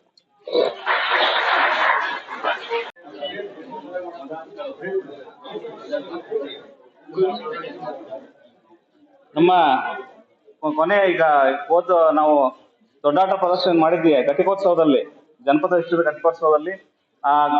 ವಿಶ್ವವಿದ್ಯಾಲಯದ ಉಪಕುಲಪತಿ ಅಂತ ಶ್ರದ್ಧಾ ಮುಕ್ತೇಶ್ವರ ಅವರು ಬಂದಿದ್ದಾರೆ. ಅವರು ಒಂದು ಅಭಿಪ್ರಾಯವನ್ನು ಹೇಳ್ಕೋಬೇಕು ಅಂತ ಕೇಳ್ಕೊಂತೀನಿ.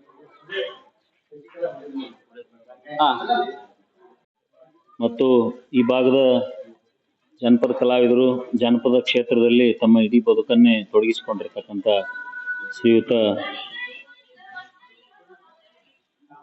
ರಾಮ ಮುಲ್ಗಿ ಸರ್ ಅವರೇ, ಹಾಗೂ ಹಿರಿಯರು ಸಾಹಿತಿಗಳಾದಂಥ ಬಡಗೇರ್ ಸರ್ ಅವರೇ, ಹಾಗೂ ಈ ಕಾರ್ಯಕ್ರಮದಲ್ಲಿ ಭಾಗವಹಿಸಿದ ನಮ್ಮ ಈ ಶಿಬಿರದ ನೇತೃತ್ವ ವಹಿಸಿಕೊಂಡು ಇಡೀ ಶಿಬಿರದ ಜವಾಬ್ದಾರಿಯನ್ನು ತಮ್ಮ ಸ್ನೇಹಿತರೊಂದಿಗೆ ಗೆಳೆಯರೊಂದಿಗೆ ಕಟ್ಟಿ ಬೆಳೆಸಿದಂಥ ಶ್ರೀಯುತ ಈ ನಾಟಕದ ನಿರ್ದೇಶಕ ಅಂಗುಲಿಮಾಲ ನಿರ್ದೇಶಕ ರಮೇಶ್ ಸರ್ ಅವರೇ, ಹಾಗೂ ನೆರೆದ ಎಲ್ಲ ತಾಯಂದಿರೇ, ಪಾಲಕರೇ, ವಿದ್ಯಾರ್ಥಿಗಳೇ, ಶಿಬಿರಾರ್ಥಿಗಳೇ ಮತ್ತು ಈ ಒಂದು ದೊಡ್ಡಾಟದ ಕಲಾ ಪ್ರದರ್ಶನದ ಅಭಿಮಾನಿಗಳೇ, ಈ ಅಂಗುಲಿಮಾಲ ದೊಡ್ಡಾಟ ಪ್ರದರ್ಶನ ನಮ್ಮ ಜಾನಪದ ವಿಶ್ವವಿದ್ಯಾಲಯದ ಘಟಿಕೋತ್ಸವ ಸಮಾರಂಭದಲ್ಲಿ ಏರ್ಪಡಿಸಲಾಗಿತ್ತು. ನಾವು ಘಟಿಕೋತ್ಸವ ಸಮಾರಂಭವನ್ನು ಪ್ರತಿ ವರ್ಷ ಅಥವಾ ಎರಡು ವರ್ಷಕ್ಕೊಮ್ಮೆ ಮಾಡ್ತೀವಿ. ಘಟಿಕೋತ್ಸವ ಅಂದ್ರೆ ಅದು ವಾರ್ಷಿಕವಾಗಿ ನಾವು ನಮ್ಮಲ್ಲಿ ಅಧ್ಯಯನ ಮಾಡಿದ ವಿದ್ಯಾರ್ಥಿಗಳಿಗೆ, ರ್ಯಾಂಕ್ ಸ್ಟೂಡೆಂಟ್ಸ್ಗೆ, ಗೋಲ್ಡ್ ಮೆಡಲ್ ತಗೊಂಡವರಿಗೆ ಪ್ರಮಾಣ ಪತ್ರವನ್ನು ಕೊಡುವಂಥ ಒಂದು ಸಮಾರಂಭ. ಆ ಸಮಾರಂಭದಲ್ಲಿ ಗಣವೆತ್ತ ರಾಜ್ಯಪಾಲರು ಇರ್ತಾರೆ, ಉನ್ನತ ಶಿಕ್ಷಣ ಸಚಿವರು ಇರ್ತಾರೆ, ಮಾನ್ಯ ಕುಲಪತಿಗಳು, ಕುಲಸಚಿವರು ಮತ್ತು ಸಿಂಡಿಕೇಟ್ ಸದಸ್ಯರು ಇರ್ತಾರೆ. ಇದು ಶಿಷ್ಟಾಚಾರದ ಪ್ರಕಾರ ಆ ಕಾರ್ಯಕ್ರಮ ನಡೀತೈತಿ. ಆ ಕಾರ್ಯಕ್ರಮ ಮುಗಿದ ನಂತರ ನಮ್ದು ವಿಶೇಷವಾಗಿ ಜಾನಪದ ವಿಶ್ವವಿದ್ಯಾಲಯ ಆಗಿದ್ದರಿಂದ ನಾವು ಅಷ್ಟು ದೊಡ್ಡ ಸಮಾರಂಭ ಮಾಡಿರ್ತೀವಿ, ಬರೀ ಅಷ್ಟು ಕಾನ್ವಿಕೇಶನ್ಗೆ ಅಷ್ಟೇ ಮುಗಿಸಬಾರ್ದು ಅಂತ ಹೇಳಿ ನಮ್ಮಲ್ಲಿ ಒಂದು ಸಂಪ್ರದಾಯ ಹಾಕೊಂಡಿವಿ. ಅಲ್ಲೊಂದು ಸಾಂಸ್ಕೃತಿಕ ಕಾರ್ಯಕ್ರಮ ಏರ್ಪಡಿಸ್ಬೇಕು. ಸಾಯಂಕಾಲ ಜಾನಪದ ಕಲಾ ತಂಡಗಳನ್ನು ಕರೆಸಿ ನಮ್ಮ ವಿದ್ಯಾರ್ಥಿಗಳು, ನಮ್ಮ ಪ್ರಾಧ್ಯಾಪಕರು, ಕಲಾ ಅಭಿಮಾನಿಗಳು, ಕಲಾ ತಂಡಿಗೆ ಒಂದು ವೇದಿಕೆ ಲಭಿಸ್ಬೇಕಂತ ಹೇಳಿ ನಾವು ಸುಮಾರು ಒಂದು 2-3 ಕಾನ್ವಿಕೇಶನ್ದೊಳಗೆ ಅದನ್ನು ಹಮ್ಮಿಕೊಂಡಿವಿ. ಸುದೈವಕ್ಕೆ ಏನಾಗಿತ್ತಂದ್ರೆ ರಮೇಶ್ ಸರ್ ಅವರು ಕರ್ನಾಟಕ ಜಾನಪದ ವಿಶ್ವವಿದ್ಯಾಲಯದ ಸಹಯೋಗದೊಳಗೆ ಈ ಶಿಬಿರ ಆಯೋಜನೆ ಮಾಡಿ 1 ತಿಂಗಳು ಮುಗಿತಾ ಬಂದಿತ್ತು. ಅದರ ಸಮಾರೋಪನ ಮಾಡಬೇಕಾಗಿತ್ತು. ಹೆಂಗೂ ಅಂತ ದೊಡ್ಡದ ಒಂದು ಇವೆಂಟನ್ನು ನೀವು ದೊಡ್ಡಾಟದ ಒಂದು ತಂಡವನ್ನು ಕಟ್ಟಿರಿ, ಅದನ್ನು ನಮ್ಮ ಘಟಿಕೋತ್ಸವ ಸಮಾರಂಭದಾಗ ಮಾಡ್ರಿ ಅಂತ ಹೇಳಿ ನಾವು ವಿಶ್ವವಿದ್ಯಾಲಯದಿಂದ ಅವ್ರಿಗೆ ವಿನಂತಿಸಿಕೊಂಡ್ವಿ. ಅವರು ಆ ಪ್ರಕಾರ ಒಪ್ಕೊಂಡು ವಿಶ್ವವಿದ್ಯಾಲಯ ಜಾನಪದ ಕಾರ್ಯಕ್ರಮಗಳನ್ನು ಯಾವ ರೀತಿ ಮಾಡಬೇಕು, ತರಬೇತಿಗಳನ್ನು ಆಯೋಜನೆ ಮಾಡಬೇಕು, ಕಲಾ ತಂಡಗಳನ್ನು ಅವ್ರ ಬಗ್ಗೆ ಸಂಶೋಧನೆ ಮಾಡಬೇಕು, ಅವ್ರ ಬಗ್ಗೆ ಪುಸ್ತಕಗಳನ್ನು ರಚನೆ ಮಾಡಬೇಕು, ಅವ್ರಿಗೆ ಹೊಸ ಹೊಸ ವಿಚಾರಗಳನ್ನು ಕಲಾ ತಂಡ, ಜಾನಪದ ಕಲಾವಿದರು, ಕಲಾಕ್ಷೇತ್ರಕ್ಕೆ ಜಾನಪದ ವಿಶ್ವವಿದ್ಯಾಲಯ ಈ ಥರದ ಚಟುವಟಿಕೆಗಳನ್ನು ಮಾಡಬೇಕು. ಆ ನಿಟ್ಟಿನೊಳಗೆ ರಮೇಶ್ ಸರ್ ಮಾಡ್ತಾ ಇರುವಂಥ ಚಟುವಟಿಕೆ ನಮ್ಮ ವಿಶ್ವವಿದ್ಯಾಲಯ ಮಾಡುವ ಎಲ್ಲ ಚಟುವಟಿಕೆಗಳಲ್ಲಿ ಕೂಡ ಅದೊಂದು ಭಾಳ ಪ್ರಮುಖವಾದ ಭಾಗವಾಗಿರೋದ್ರಿಂದ ನಾವು ಅವರಿಗೆ ಈ ಶಿಬಿರದ ಆಯೋಜನೆಯಲ್ಲಿ ಸಹಭಾಗಿತ್ವವನ್ನು ವಿಶ್ವವಿದ್ಯಾಲಯದಿಂದ ಕೊಟ್ಟಿದ್ವಿ. ಬಟ್ ಅವತ್ತು ನಾವು 22 ನಾಡಿನ ವಿವಿಧ ಪ್ರಕಾರದ ಜಾನಪದ ಕಲಾ ತಂಡಗಳನ್ನು ಕರೆಸಿದ್ವಿ. ಕೊನೆಗೆ ದೊಡ್ಡಾಟವನ್ನು ಇಟ್ಟಿದ್ವಿ. ಪ್ರತಿ ಸಾರಿನೂ ನಾವು ಒಂದು ದೊಡ್ಡಾಟ ಪ್ರದರ್ಶನ ಇಟ್ಟಿರ್ತೀವಿ, ದೊಡ್ಡಾಟದ ಕುಣಿತಗಳು ಇಟ್ಟಿರ್ತೀವಿ, ಆ ಥರದ್ದು ಇಟ್ಟಿರ್ತೀವಿ. ಈ ಬಾರಿ ಈ ವಿಶೇಷವಾಗಿ ರಮೇಶ್ ಸರ್ ಅವ್ರ ಎದುರಿಗೆ ಅದಾರ ಅಥವಾ ನೀವೆಲ್ಲ ಆ ಶಿಬಿರದಲ್ಲಿ ಪಾಲ್ಗೊಂಡ ಪಾಲಕರು, ವಿದ್ಯಾರ್ಥಿಗಳು ಎದುರಿ ಅಂತ ನಾನು ಹೇಳಕತ್ತಿಲ್ಲ. ಜಾನಪದ ವಿಶ್ವವಿದ್ಯಾಲಯ ದೇಶಕ್ಕೆ ಈ ಜಾನಪದಕ್ಕಾಗಿ ಅಧ್ಯಯನ ಮಾಡೋಕ್ಕಿರೋದಂತ ಒಂದೇ ವಿಶ್ವವಿದ್ಯಾಲಯ. ಆ ವಿಶ್ವವಿದ್ಯಾಲಯದಲ್ಲಿ ಈ ಥರದ ಶಿಬಿರಗಳು ನಿರಂತರವಾಗಿ ಹಮ್ಮಿಕೊಳ್ಬೇಕು. ನಾವು ಅವಾಗವಾಗ ಬೇರೆ ಬೇರೆ ಸಂಘಟನೆಗಳ ಸಹಯೋಗದೊಳಗೆ ಹಮ್ಮಿಕೊಳ್ತಾ ಬಂದಿದ್ದೀವಿ. ಆದರೆ ರಮೇಶ್ ಸರ್ ಜೊತೆಗೆ ಶಿಬಿರ ಹಮ್ಮಿಕೊಂಡಾಗ ಏನಾತಂದ್ರೆ ನಾವು ಬೇರೆ ಬೇರೆ ಒತ್ತಡದೊಳಗೆ ಇದ್ರೂ ಕೂಡ ನಮಗೆ ವಿಶ್ವವಿದ್ಯಾಲಯಕ್ಕೆ ಒಂದು ಸಣ್ಣ ತೊಂದರೆನೂ ಕೊಡದೆ ಅವರು ಶಿಬಿರವನ್ನು ಆಯೋಜನೆ ಮಾಡ್ಯಾರ. ಕೆಲವು ಸಂಪನ್ಮೂಲಗಳನ್ನ ಬಳಸ್ಕೊಂಡು ಬಹಳ ಅಚ್ಚುಕಟ್ಟಾಗಿ, ಬರೀ ಶಿಬಿರ ಮಾಡೋದು ಬೇರೆ. ಮೇಡಮ್ ಅವರು ವೇದಿಕೆ ಮೇಲೆ ಇದ್ದಾರೆ, ಬಹಳಷ್ಟು ಗುರು ಶಿಷ್ಯ ಪರಂಪರೆ ಕಾರ್ಯಕ್ರಮಗಳನ್ನು ನಡೆಸಿದವರು. ಸಂಸ್ಕೃತಿ ಇಲಾಖೆಯಿಂದ ಆ ತರದ ಕಾರ್ಯಕ್ರಮಗಳು ಶಿಬಿರಗಳು ನಡೀತಾ ಇರ್ತಾವ. ಕೊನೆಗೊಂದು ಪ್ರದರ್ಶನ ಮಾಡಿ ಅವ್ರು ಸಮಾರೋಪ ಮಾಡ್ತಾರ.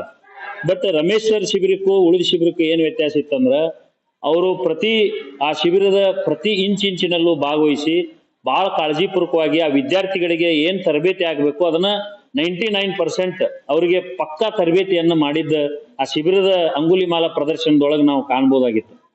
ಆಮೇಲೆ ಇಷ್ಟು ಚಂದ ದೊಡ್ಡಾಟ ಪ್ರದರ್ಶನ ಮಾಡಿದ್ರವರು ಅಂದ್ರ, ನಮ್ಮ ಮಳಿ ಹತ್ತಿತ್ತು ನಮ್ಮ ಕಾರ್ಯಕ್ರಮದೊಳಗ. ಆದ್ರ ಯಾರು ಆ ಮಳಿನೂ ದಾದ್ ಮಾಡ್ಲಾರ್ದಂಗ ದೊಡ್ಡಾಟ ನೋಡಕ್ ಕೂತ್ರು.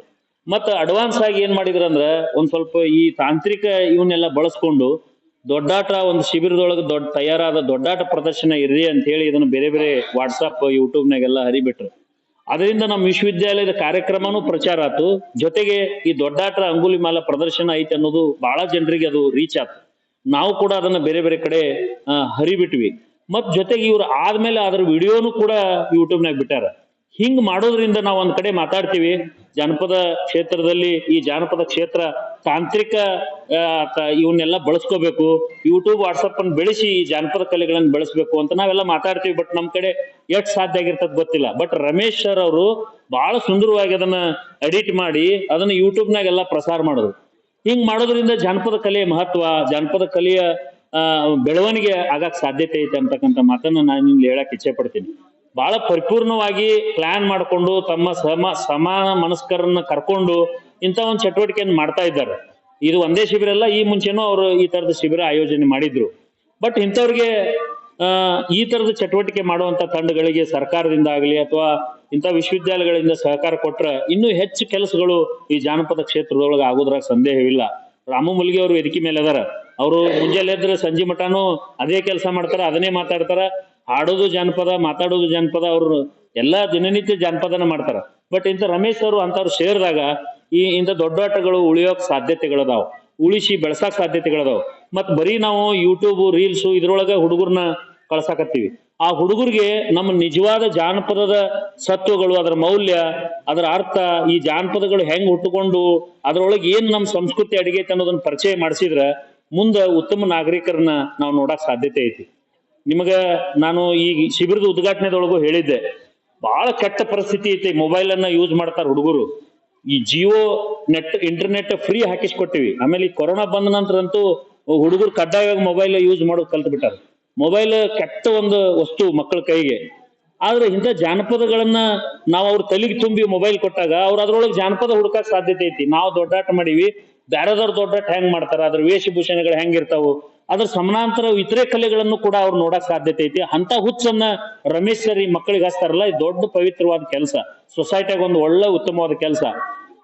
ಅವ್ರಿಗೆ ಪಾಲಕರ ಸಹಕಾರ ಕೊಟ್ಟಾರ. ಪಾಲಕರಿಗೂ ನಾನು ವಿಶ್ವವಿದ್ಯಾಲಯದ ಪರವಾಗಿ ಈ ಏನು ನೀವು ಮಕ್ಕಳನ್ನ ಕಳಿಸ್ಕೊಟ್ಟಿರಿ ಅವ್ರಿಗೆ ಧನ್ಯವಾದಗಳನ್ನ ಹೇಳ್ತೇನೆ. ಯಾಕಂದ್ರೆ ಇವತ್ತು ಎಲ್ಲಾ ಪಾಲಕರು ನಮ್ಮ ಹುಡುಗ ಸೈನ್ಸ್ನಾಗ 90 ತಗೋಲಿ, ಮ್ಯಾಥಮೆಟಿಕ್ಸ್ನಾಗ 100/100 ತಗೋಲಿ ಅನ್ನೋ ವಿವೇಕದಾಗ ಅದಾರ.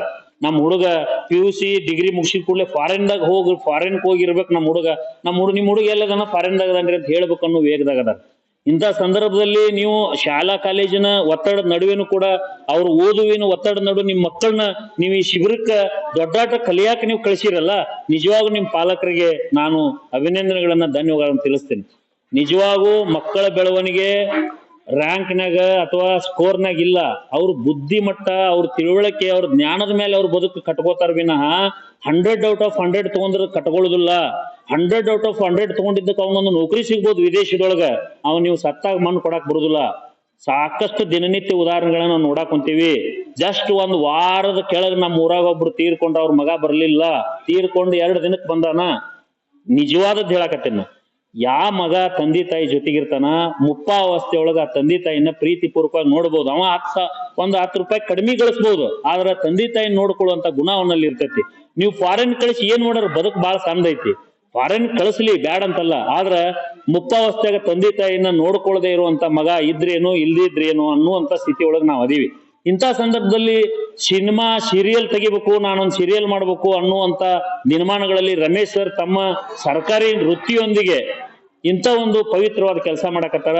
ನಾವು ಜಾನಪದ ವಿಶ್ವವಿದ್ಯಾಲಯದ ಪರವಾಗಿ ನಿಮ್ಮೆಲ್ಲರ ಪರವಾಗಿ ನಾನು ರಮೇಶ್ ಸರ್ಗೆ ಬಹಳ ಒಂದು ಧನ್ಯವಾದಗಳನ್ನು ತಿಳಿಸ್ತೇನೆ. ದಯವಿಟ್ಟು ಅವರಿಗೆ ನೀವು ಚಪ್ಪಾಳೆ ತಟ್ಟಬೇಕಾಗೈತಿ. ರಮೇಶ್ ಸರ್ ಅವ್ರ ಸಹಪಾಠಿಗಳು ಏನ್ ಸ್ನೇಹಿತರೆಲ್ಲ ಇದ್ದಾರ, ಅವ್ರು ಇನ್ನೂ ಹೆಚ್ಚು ಕೆಲಸ ಮಾಡ್ಬೇಕು. ಇದು ಪವಿತ್ರವಾದ ಕೆಲಸ. ಎಂತ ದೊಡ್ಡದ ಒಂದು ಬ್ರಿಡ್ಜ್ ಕಟ್ಸೇನಪ್ಪ, ನಾ ಈ ರೋಡ ಮಾಡ್ಸೇನೆ ಅಂತ ಹೇಳ್ತೀವಿ ನಾವೆಲ್ಲ. ಸಾಹೇಬ್ರು ವೇದಿಕೆ ಮೇಲೆ ಇದಾರೆ, ಲಿಂಬೆಕಾಯಿ ಸಾಹೇಬ್ರು. ಅದಕ್ಕಿಂತ ಪವಿತ್ರವಾದ ಕೆಲಸ ಇದೆ ಅಂತ ನಾ ಹೇಳಕ್ ಇಚ್ಛೆ ಪಡ್ತೀನಿ. ಯಾಕಂದ್ರ ನಾವು ಮಕ್ಕಳನ್ನ ಪರಿಶುದ್ಧರಾಗಿ ಬೆಳೆಸುವಂತ ಜವಾಬ್ದಾರಿ ಎಲ್ಲರ ತಲೆ ಮೇಲಾಗೈತಿ.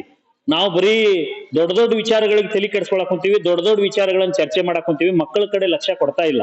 ಮಕ್ಕಳು ಓದಾಕೊಂತಾರ, ನಾವು ಕಾನ್ವೆಂಟ್ ಶಾಲಿ ಕಲ್ಸಿವಿ, 2 ಲಕ್ಷ ರೂಪಾಯಿ ಫೀಸ್ ಕಟ್ಟೇವಿ ಅಂದ್ರೆ ಅದು ದೊಡ್ಡದಂತ ನಾವು ಅನ್ಕೊಂಡ್ಬಿಟ್ಟಿವಿ. ಬಹಳ ತಪ್ಪು ತಿಳುವಳಿಕೆ ಒಳಗೆ ನಾವು ಪಾಲಕರು ನಾವೆಲ್ಲರೂ ಅದೀವಿ. ಇವನ್ ಸೊಸೈಟಿ ಕೂಡ ಬಹಳ ರಾಂಗ್ ಇದ್ರೊಳಗೈತಿ. ಒಂದ್ ಬ್ಯಾನರ್ ಅವ್ರ ಶಾಲಿ ಒಳಗ ನಿಮ್ ಹುಡುಗ ಇದ್ರಾಗ ಫಸ್ಟ್ ಬಂದಾನಂತ ಒಂದ್ ಬ್ಯಾನರ್ ಹಾಕಿದ್ರೆ ಅದ್ರೊಳಗೆ ಖುಷಿ ಪಡಾಕೊಂತೀವಿ.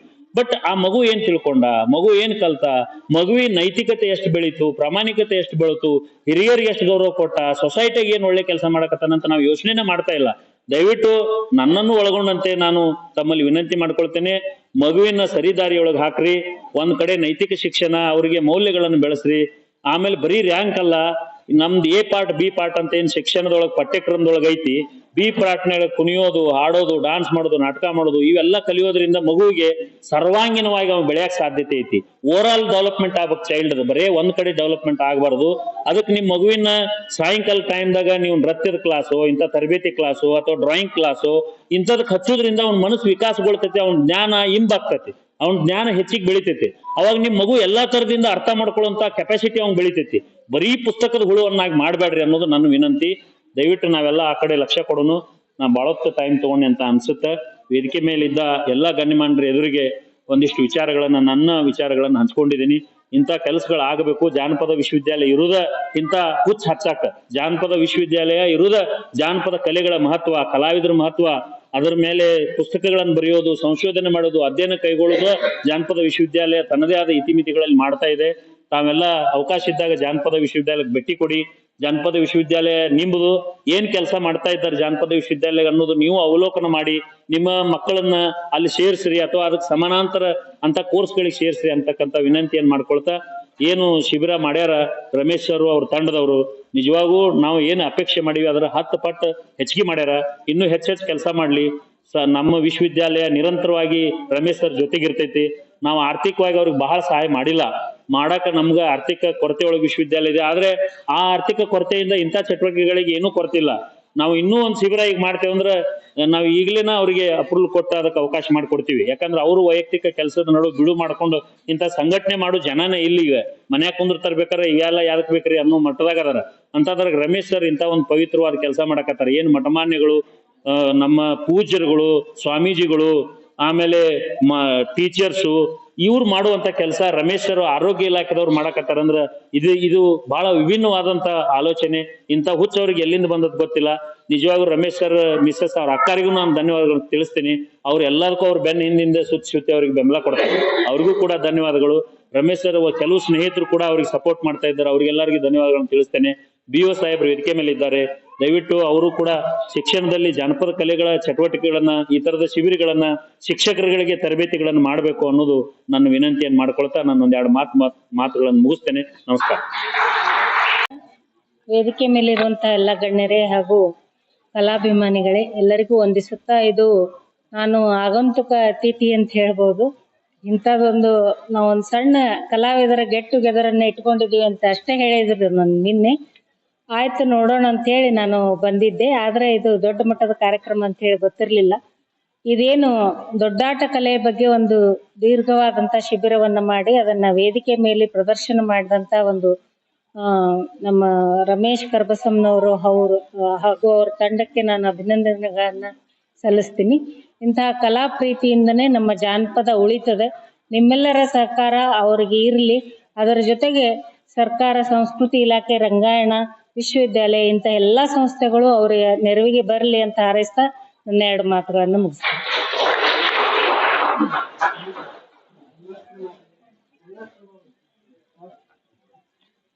ಶಶಿಕಲಾ ಮೇಡಮ್ ಅವ್ರಿಗೆ ಧನ್ಯವಾದಗಳು. ಹಾಗೆ ಕೊನೆಯದಾಗಿ ವಂದನಾರ್ಪಣೆಯನ್ನ ನಮ್ಮ ತಮ್ಮ ಅಭಿಪ್ರಾಯದೊಂದಿಗೆ ಒಂದಾರ್ಪಣೆ ಮಾಡ್ಬೇಕಂತೇಳಿ ನಮ್ಮ ಜನಪದ ಕಲಾ ಬಳಗದ ಸದಸ್ಯರು ಆಗಿರ್ತಕ್ಕಂತಹ ಉಮೇಶ್ ಪ್ರಮುಖನವರು ಕೇಳ್ಕೊಂಡೆ. ನಾ ಏನ್ ಭಾಳ ಮಾತಾಡಲ್ಲ. ವೇದಿಕೆ ಮೇಲೆ ಇರ್ತಕ್ಕಂಥ ಎಲ್ಲ ಗಣ್ಯಮಾನರು ಬಹಳ ಖುಷಿ ಅಂದ್ರೆ ನಿಂಬಿಕಾಯಿ ಸಾವಿರ ಬಂದಾರ ಇವತ್ತು. ಅವರು ಸಿಕ್ಕಿದ್ದು ಬಹಳ ವಿಶೇಷ ಈ ಒಂದು ಸಭೆಗೆ.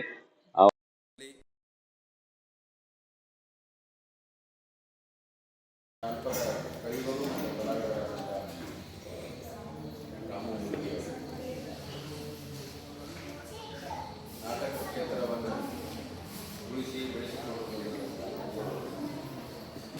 ರಮೇಶ್ ಕಲಾವಿದರು ಆದ್ಮೇಲೆ ಕಲಾವಿದರು ಬಹುತೇಕ ನನಗನ್ಸುತ್ತೆ ಸ್ವಲ್ಪ ಹಸಿವಾಗಿ ಅದ್ರಾಗ ಓಪನ್ನಾಗಿ ರೊಟ್ಟಿ ಬಾಜಿ ಮಿರ್ಚಿ ಅವು ಹಸಿ ಬರಾಕತ್ತವೆ. ಒಂದು ಇದ್ದಲ್ಲಿ ಗೊತ್ತಿರಲಿ, ನಮಗೆಲ್ಲರಿಗೂ ಗೊತ್ತಿರಲಿ, ಜನರಿಗೆ ಭಾಷಣ ಬೇಕಾಗಿತ್ತು, ಕಲೆ ಬೇಕಾಗಿತ್ತು. ನೀವು ಜಾನಪದ ಹಾಡುಗಳ ಇನ್ನೊಂದು ತಾಸು ಹಾಡಿ ಎಲ್ಲರೂ ಕೇಳ್ತಾರೆ. ಜಾನಪದದ ಬಗ್ಗೆ ಪಾಠ ಕಟ್ಟಿರಿ ಯಾರು ಕೇಳೋದು, ನೀವು ನಾಟಕದ ಬಗ್ಗೆ ಕೇಳೋದು ಜನರಿಗೆ. ಅಂದ್ರೆ ಈ ಭಾಷಣ ಅಂತಂದ್ರೆ ತೆಗಿಡದ ಎಲ್ಲರಿಗೂ ತಯಾರು ಮಾಡ್ಕೊಂಡು ಬರ್ತಾರೆ, ಭಾಷಣ ಮಾಡ್ತಾರೆ. ಒಂದು ವಿನಂತಿ ಅಂತಂದ್ರೆ ಕಲೆ ಉಳಿಬೇಕು, ಬೆಳಿಬೇಕು ಅನ್ನೋದ್ರ ಬಗ್ಗೆ ಯಾರು ಭಿನ್ನಾಭಿಪ್ರಾಯ ಇಲ್ಲ. ಇಲ್ಲಿ ಕೆಲವು ಜನ ಪಾಲಕರು ಭಾಳ ಖುಷಿ ಅನ್ಸುತ್ತೆ. ಹುಬ್ಬಳ್ಳಿಯೊಳಗಿರುವಂಥ ಪಾಲಕರು ಸಹಿತವಾಗಿ ತಮ್ಮ ಮಕ್ಕಳಿಗೆ ಪ್ರೋತ್ಸಾಹ ಕೊಟ್ಟು ದೊಡ್ಡಾಟ ಮಾಡೋದು ಕಳಿಸ್ತಾರ ಅಂತಂದ್ರೆ ಭಾಳ ಸಂತೋಷ. ದೊಡ್ಡಾಟಕ್ಕೆ ಕಳಿಸುವಂಥ ಪಾಲಕರು ಏನಿದಿರಲ್ಲ, ಬಹುತೇಕ ನೀವೆಲ್ಲ ಹಳ್ಳಿಯಿಂದ ಬಂದಂಥವ್ರು. ನೀವೆಲ್ಲ ಸಣ್ಣವರಿದ್ದಾಗ, ನಾವೆಲ್ಲ ಸಣ್ಣವರಿದ್ದಾಗ ದೊಡ್ಡಾಟ, ಸಣ್ಣಾಟ, ನಾಟಕ ಇವನ್ನೆಲ್ಲ ನೋಡಿ. ಆದ್ರೆ ನಮಗೆ ಅವ್ನು ಮಾಡೋಕ್ಕಾಗಿಲ್ಲ, ಮಾಡೋ ವಯಸ್ಸು ಮೇಲೆ ಐತಿ. ಅದಕ್ಕೆ ಮಕ್ಕಳು ಮಾಡ್ತಾರಂತ ಪ್ರೋತ್ಸಾಹ ಕೊಡಬೇಕು ಅಂತ ಮಕ್ಕಳನ್ನ ಕೊಡ್ತಾ ಇದ್ದೀವಿ. ಆದರೆ ಒಂದು ಈಗಾಗಲೇ ನಮ್ಮ ಆತ್ಮೀಯರಾದಂಥ ರಮೇಶ್ ಅವರು ಹೇಳಿದ್ರು, ಜಾನಪದ ಚೆನ್ನಾಗಿರ್ಬೋದು ಅಥವಾ ದೊಡ್ಡಾಟ ಆಗಿದೆ, ಇವುಗಳನ್ನು ಪ್ರೋತ್ಸಾಹಿಸುವಂಥವರು, ಈಗ ರಕ್ಷಣೆ ಕೊಡುವಂಥವರು, ಆರ್ಥಿಕ ಸಹಾಯ ಮಾಡುವಂಥವರು ಯಾರೂ ಇಲ್ಲ. ಮತ್ತು ಇದನ್ನು ಮಾಡುವಂಥ ಒಂದು ಸಂಘಟನೆಯೂ ಕೂಡ ಇಲ್ಲ. ಏನಿಲ್ಲ ಅನ್ನೋದಕ್ಕಿಂತಲೂ ನಾವು ಎಷ್ಟು ಜನ ಇದ್ದೇವೆ ಇದ್ದವರು ಆ ಸಂಘಟನೆಯನ್ನು ಬೆಳೆಸೋದು ಉಳಿಸೋದು. ಈಗ ಅವ್ರು ಮಾಡಲಿಲ್ಲ ಅಂತ ಬೇರೆ ಜನ ಕಡೆ ಕೈ ಮಾಡೋದಕ್ಕಿಂತಲೂ ನಾನು ಏನು ಮಾಡಬೇಕು, ಈ ಒಂದು ವ್ಯವಸ್ಥೆಯನ್ನು ಬದಲಾವಣೆ ಮಾಡಬೇಕು, ಈ ಒಂದು ಕಲೆಯನ್ನು ಪ್ರೋತ್ಸಾಹ ಮಾಡಬೇಕು ಸಲುವಾಗಿ, ಈ ಕಲೆಯನ್ನು ಬೆಳೆಸಿ ಉಳಿಸೋದು ಹೋಗುವ ಸಲುವಾಗಿ ನಾನೇನು ಮಾಡಬೇಕು ಅನ್ನೋ ಪ್ರಶ್ನೆ ಹಾಕೊಂಡು ನಮ್ಮ ಕಡೆಯಿಂದ ಏನು ಸಾಧ್ಯ ಇದೆ, ಆರ್ಥಿಕ ಆಗಿರ್ಬೋದು, ಸಾಮಾಜಿಕವಾಗಿರ್ಬೋದು, ಸಾಂಸ್ಕೃತಿಕವಾಗಿ ಸಹಾಯ ಮಾಡಿದರೆ ಆ ಕಲೆ ಬೆಳೆಸಿ. ಕಳೆದ 5 ವರ್ಷಗಳಿಂದ ಒಂದಿಷ್ಟು ಕೆಲಸಗಳನ್ನು ದೊಡ್ಡ ವಿಷಯದಲ್ಲಿ ಮಾಡ್ಕೊಂಡು ಬಂದಂಥದ್ದು ತಮಗೆಲ್ಲ ಗೊತ್ತಿರೋದು ವಿಚಾರ. ದುರ್ದೈವ ಏನಪ್ಪಾ ಅಂದರೆ ಶಿಷ್ಟ ಸಾಹಿತ್ಯಕ್ಕೆ ಇರುವಂತಹ ಪ್ರಾಧಾನ್ಯತೆ ಜಾನಪದ ಸಾಹಿತ್ಯಕ್ಕೆ ಇಲ್ಲದೆ ಇರ್ತಕ್ಕಂಥದ್ದು. ಇದನ್ನ ಪ್ರತಿ ಸಾರಿ ಮಾತಾಡುವಾಗ ನಾವು ಹೇಳ್ತಾ ಇರ್ತೀವಿ, ಶಿಷ್ಟ ಸಾಹಿತ್ಯ ಚೆನ್ನಾಗಿ ಬೆಳೆದು ಜನಪದ ಸಾಹಿತ್ಯ ಇನ್ನೂ ಮಾಡೋಕ್ಕಾಗಲಿಲ್ಲ. ಇದಕ್ಕೆ ಕಾರಣೀಭೂತರು ಮತ್ತು ಯಾರೆಲ್ಲ ಜನಪದ ಕಲಾವಿದರು ಅಂತ ನಾನು ಮೊದಲಿಗೆ ಹೇಳೋದಕ್ಕೆ ಇಷ್ಟಪಡ್ತೀನಿ. ಯಾಕಂತ ಹೇಳಿದ್ರೆ ಪರಿಣಾಮಕಾರಿಯಾದಂತಹ ವಿಷಯಗಳನ್ನ ಪರಿಣಾಮಕಾರಿಯಾಗಿ ಹೇಳುವಂತ ಯಾವುದೇ ಕೆಲಸಗಳು ಜನಪದ ಸಾಹಿತ್ಯದಿಂದ ಅಥವಾ ಜನಪದ ಕಲಾವಿದರಿಂದ, ಜನಪದ ಸಾಹಿತ್ಯ ಚೆನ್ನಾಗಿದೆ, ಕಲಾವಿದರಿಂದ ಆಗಲಿಲ್ಲ. ಅದನ್ನ ಇರುವ ಜನಪದ ಅಂದ್ರೆ ಒಂದು ದೊಡ್ಡ ಸಾಗರ. ಆ ಸಾಗರವನ್ನ ಚೆನ್ನಾಗಿ ಪ್ರಸ್ತುತಪಡಿಸುವಂತ ಕೆಲಸಗಳು ಜನಪದ ಕಲಾವಿದರಿಂದ ಆಗ್ಲಿಲ್ವೇನೋ ಅನ್ನೋ ಉದ್ದೇಶ. ಹೇಗೆ ಒಂದು ಭರತನಾಟ್ಯ ಜಗತ್ ಪ್ರಸಿದ್ಧವಾಯಿತು, ಅದೇ ಒಂದು ಯಕ್ಷಗಾನ ಜನಪದ ಸಾಹಿತ್ಯ ಇರ್ತಕ್ಕಂಥ ಯಕ್ಷಗಾನ ಜಗತ್ ಪ್ರಸಿದ್ಧವಾಯಿತು. ನಮ್ಮ ದೊಡ್ಡಾಟ ಸಂಪೂರ್ಣ ನೆಲಕಚ್ಚಿಗೆ ಅಂತಲೇ ಹೇಳ್ಬೋದು. ಇಂಥ ಪರಿಸ್ಥಿತಿ ಒಳಗ ನಾವು ಕಲಾವಿದರು ಬೇರೆ ಸ್ಥಳೀಕರಿ ಶಿವರಪ್ಪ ಬಳಿಗೇರಿ ಮತ್ತು ನಾವು ಮತ್ತೆ ನಮ್ಮ ಸ್ನೇಹಿತರು ಎಲ್ಲ ಸೇರ್ಕೊಂಡ್ಬಿಟ್ಟು ಸುಮಾರು 65 ಜನ ಮಕ್ಕಳು ಸೇರಿದಂತೆ ಎಲ್ಲರೂ ಪ್ರಯತ್ನ ಪಟ್ಟು ಒಂದಿಷ್ಟು ಕಾರ್ಯವನ್ನ, ಅಂದ್ರೆ ಸಾಗರದಲ್ಲಿ ಒಂದು ಹನಿ ಕೆಲಸ, ಅಂದ್ರೆ ಒಂದು ಹನಿ ನಾವು ನಮ್ಮ ಹನಿ ಅಂತ ಹೇಳ್ಬೋದು ಅಷ್ಟೇ. ಅಷ್ಟೊಂದು ದೊಡ್ಡ ವಿಶಾಲವಾದಂಥ ಜನಪದ ಕ್ಷೇತ್ರದಲ್ಲಿ ಕೆಲಸ ಮಾಡೋದಕ್ಕೆ ನಮಗೆ ಅವಕಾಶ ಸಿಕ್ಕಿದೆ. ಈ ಒಂದು ಅವಕಾಶ ಕೊಡಮಾಡಿದಂಥ ಎಲ್ಲರಿಗೂ ನಾನು ಮೊದಲು ನನ್ನ ತಂದೆಗೆ ನಾಮ ಮಾಡಲಿಕ್ಕೆ ಇಚ್ಛಪಡ್ತೀನಿ. ಮುಖ್ಯವಾಗಿ ಇಲ್ಲಿ ನಾವು ಹಲವಾರು ದೊಡ್ಡ ಕೆಲಸಗಳನ್ನು ಮಾಡಿದ್ದೀವಿ. ಅಂದರೆ ಕನ್ನಡ ಪರ್ವ 7 ಪ್ರದರ್ಶನಗಳು, ನಾನೇ ಬರೆದಂಥ ಶ್ರೀರಾಮಚಂದ್ರ 3 ಪ್ರದರ್ಶನಗಳು, ಹಾಗೆ ಮೂಲ ಹಳೆಯ ಕಥೆಯ ಆಧಾರಿತ ಪುರಾಣ ಪರ್ವದಲ್ಲಿರ್ತಕ್ಕಂಥ 1 ಶತಮಾನದ ಹಿಂದಿನ ಕಥೆಯ ಆಧಾರಿತ ಚಕ್ರಯುವ 2 ಪ್ರದರ್ಶನ. ಇದೀಗ ಹೊಸತನ ಮತ್ತು ಒಳ್ಳೆಯ ಉದ್ದೇಶ ಇಟ್ಕೊಂಡು ಅಂಗುಲಿಮಾಲ ಅನ್ನುವ ಕಥೆಯನ್ನು ನಾನು ಬರೆದು ನಿರ್ದೇಶನ ಮಾಡಿದಂಥದ್ದು ಜಾನಪದ ವಿಶ್ವವಿದ್ಯಾಲಯದಲ್ಲಿ 1 ಪ್ರದರ್ಶನವನ್ನು ಕೊಂಡಿರುವಂಥದ್ದು ತಮಗೆ ಗೊತ್ತಿದೆ.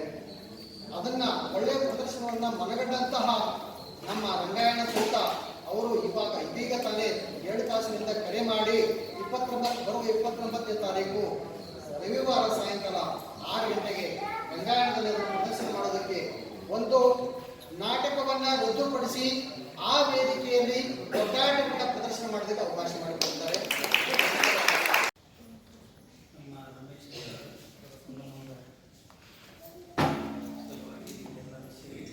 ಅವರಿಗೆ ಪ್ರಶಸ್ತಿ ಬಂದ ಕಾರಣಕ್ಕಾಗಿ